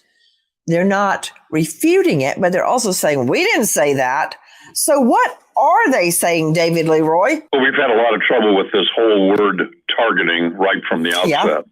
Originally, it was used to try to calm the public, to suggest that this was a sufficiently targeted homicide for people involved, that the rest of the public generally in Moscow and on the campus should not be concerned. Then we got into trouble with, for instance, a prosecutor saying that it appeared one person was specifically targeted. Then we backed off from that, saying, well, we're not sure that either the residents or any person was targeted. So we've used targeted, the word, in a couple of different ways to try to generally calm the public and then to try to characterize specific evidence as to either a location or a person. I'm not sure that the word targeting has any use for us anymore. The specifics of who did what to whom and who received what is important. And apparently the police are not willing to say, as the dad did, that the wounds on one specific person were more significant to the point of being valid evidence as to who a target was inside the house. I think it's just the police being careful not to compromise the investigation. What do you think, Cheryl? I mean, again, Nancy, I think it's really important that we understand what they're trying to connect. They're not just trying to connect these victims with somebody. Now honestly, they're having to look at the dog. Why does the dog have no evidence? Why was the dog left alive? Why was the dog put in another room? Oh, interesting that she brought up the dog. Take a listen to ABC. Xana and Ethan stabbed to death less than a block away at Xana's home, along with Kaylee Gonzalez and Madison Mogan, who were found on the top floor. 2 roommates survived, along with Kaylee's dog, seen in this TikTok video. Authorities now say the dog was found inside the home, but in a separate room from the victims. How important is the behavior of the dog in your investigation? We don't believe that there was any appearance of forced entry into the home. And as well, at this time, we have not determined if the dog was inside the residence during the murders or not. What we do know is that the dog was inside when officers arrived. The dog did not appear to have any evidence on it. Okay, what, if anything, can you conclude from that, Cheryl? Well, again, the dog had no blood, so the dog was not in the bedroom near its owner. The dog did not sympathize with the owner after death. That's very unusual. So it says to me that that dog that loved and cared about her was nowhere near her, maybe put in another room with the door closed or put outside the bedroom door and that door was also closed. To me, it's key that the dog was left. It's for rent again, Deborah?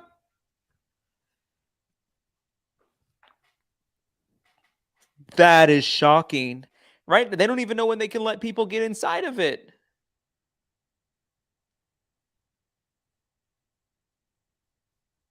Wow.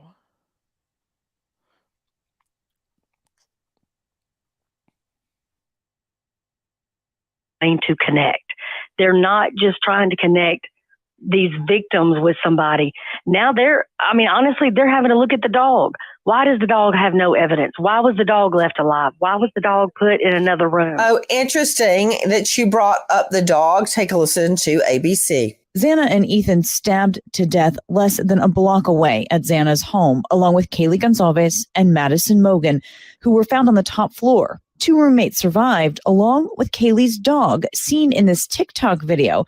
Authorities now say the dog was found inside the home, but in a separate room from the victims. How important is the behavior of the dog in your investigation? We don't believe that there was any appearance of forced entry into the home. And as well, at this time, we have not determined if the dog was inside the residence during the murders or not. What we do know is that the dog was inside when officers arrived. The dog did not appear to have any evidence on it. Okay, what, if anything, can you conclude from that, Cheryl? Well, again, the dog had no blood, so the dog was not in the bedroom near its owner. The dog did not sympathize with the owner after death. That's very unusual. So it says to me that that dog that loved and cared about her was nowhere near her, maybe put in another room with the door closed or put outside the bedroom door and that door was also closed.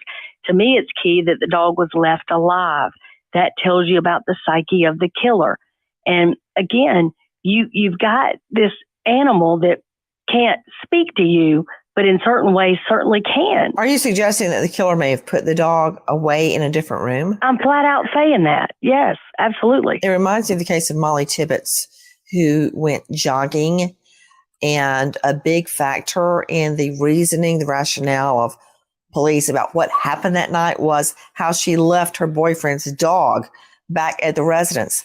Just thinking through what we're talking about, let me circle back to the car. But Nancy, you remember Nicole Brown. Her dog was frantic. Her dog had blood all over him because he was going back and forth between her. I recall Akita very, very well. Yeah. And in that case, police at some point started their timeline based on when neighbors heard the dog howling. Right. In the car. There are entire units within metropolitan police stations that are devoted to finding stolen cars. Cars are very unique. The tail lights, the front end, the slope of the rear or the engine cover change. All right, guys. I feel like Nancy Grace is not really saying anything of value to me. And this has kind of been a boring episode of hers. Let's just be honest. Okay. I want to share with you guys a new post from Kaylee's family. The family is still 100% behind Kaylee's ex-boyfriend, Jack. Olivia and Jack is genuinely the most kind. Olivia said Jack is genuinely the most kind, soft-spoken, and amazing kid. Jack has been with the family since day one of this ordeal. He has been the most vetted person of interest as far as she knows, which is proven in how long it took for them to mention him in the cleared list. There's a lot more information about the vetting process, but without Jack's consent, it will not be disclosed. Kaylee and her friends did not have OnlyFans or Sugar Daddy accounts or whatever. I don't even know what that. I know what OnlyFans is, but I've never heard of Sugar Daddy account. A lot of students had these, but that was not the case with these girls. Maddie was an only child and her mom's absolute life. She never wanted anything ever. And on top of that, she always worked. Okay. Good to know. Hey, Aaron, thank you so much for that super sticker. What a blessing. Thank you.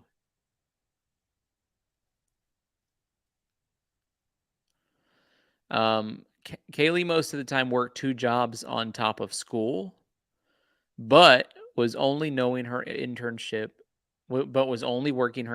recently. Olivia personally helped Kaylee negotiate her pay for the internship. She was making $20 an hour, $20+ an hour from home, guaranteed 40-hour weeks. She had limited bills. She wasn't paying health insurance. She wasn't paying for her phone, so she paid for her rent, her utilities, internet split in 5 ways, and her cars. She had not even been able to make a payment on it, but it was less than $400. And then food for one person and expenses for Murphy, the dog. Kaylee was really frugal too. She used points, sales, promos, and saved her money.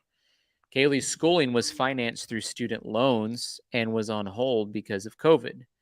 Mr. Gonsalves was not promoting anything with what he was wearing on TV. He just got dressed as normal, and he talked about his daughter. The families are not mad at one another. They do speak and have nothing but kind words for each other. Please remember, everyone processes and handles grief differently. Some want to fight for answers and others can't cope. Edited to add, the family has not been told that they can't go on television by law enforcement. They absolutely want to keep this at the forefront of everyone's mind, but needed a break. What the family would like to see more of on this page at this time. Pictures and or videos of the evening of November 12th, early morning hours of November 13th. Any pictures or video of 95 until it turns into Main Street on November 12th or November 13th. The smallest detail may be critical to this case. Do not brush something off you think might be critical. If you'd rather be discreet, you can do private messages. And do not go real life. No name calling, no messaging, no driving by, no threatening. We're only speak on certain topics. We need to say that the victims' lives matters. Kaylee, Maddie, Xana, and Ethan. So there it is. Oh, man. That's it, guys. There it is. That's it. So I don't have much more to say tonight. That's pretty much me running out of things to say. I've shared all I got on my chest with you. I appreciate all your guys' support. Hey, don't get off here yet. I do want to take a second and pray for you. And I want to let you know about our coffee we have too. By the way, we got peppermint mocha and we have blueberry pancake. We're almost sold out. So if you guys want to order these, I would suggest go order them tonight if you want them, especially too if you want them before Christmas so we can get them in the mail for you. So thank you, Dr. Lisa. You said you look good, well rested. You know what? I honored the Sabbath. I do it every single week. I take one whole day where I don't do anything involving Idaho case, anything on the YouTube channel. And I did that yesterday. And it was really tempting because, like, in my spare time, I really want to get on the streams and listen to what other people are saying. And I just had to keep, it's like a spiritual discipline. Like, okay, no, the Lord wants me to honor the Sabbath and take a day off. And that's how God really built us. It says in the Bible about farmers, like, you'll be able to do more in 6 days than 7 if you take a day off. And so I'm gonna take a day off. I'm gonna take a day off. Hey, let me pray for you, though, if you're watching. Father, I thank you for every single person that you brought together on the stream. And I know people that are watching, Lord, are struggling and have prayer requests and things they're laying at your feet. And so, Father, I pray as they are able to do that tonight, that you do what only you can do, which is lift depression off of them, lift fear off of them, lift anxiety off of them, lift worry about Christmas and the holidays off of them, and we release your grace and presence over them. And so I bless every single person watching now in the mighty name of Jesus. And we pray for the families of Kaylee and Maddie and Xana and Ethan, Lord, that your word says you're close to the brokenhearted. Father, would they be able, through the power of your Holy Spirit, to sense your closeness in this time, even though it's been a terrible, terrible, terrible time? Lord, would you allow them to come into contact with you and your mercy and your goodness? I bless them in Jesus' name. Amen. Amen, amen, amen. Hey guys, thank you so much. By the way, I wrote a book called Don't Stop. You can pick it up on Amazon.com. Guidepost Magazine, right here, labeled it as one of their favorite books. And they also said that I was a positive thinker. They said that I'm one of the positive thinkers of this year. Believe it or not. They put me next to Dr. Brene Brown. They put me next to Michelle Kwan, who is the Olympic figure skater. They put me next to Bono. And there I am, Tyler Feller. And so they put, let me see, where is it? Right there. They put a quote of my book on here. I'll read it to you. It was kind of hard for you guys to see it. Like right there. They put a quote of my book on there. They said, what things are you doing in your life to remain faithful to a dream that God's placed in your heart? From Tyler Feller. And so they put me on a pretty good list of other people. And you guys can pick the book up if you're interested on Amazon.com. Listen, this would be an amazing Christmas gift for somebody. I mean, this would be like boom for somebody. This would be an amazing gift. So I'd encourage you with that. We have coffee. It'd be great as you're hosting your family or whatever on the holidays. Having this coffee, big difference. So thank you. Jessica Brown says, thank you, Tyler. Thank you, Jessica Brown, for being a part of the stream. Deborah says, so proud of you. Thank you. Warms my heart. Thank you. What a blessing. And listen, love you guys. Glad you're here tonight hanging out with me. How amazing is that? And I really appreciate you, and excited to be back with you tomorrow. Excited to be back with you tomorrow. Thank you, Glam Geek Julia, for that super sticker. And I'll see you after a while, crocodiles.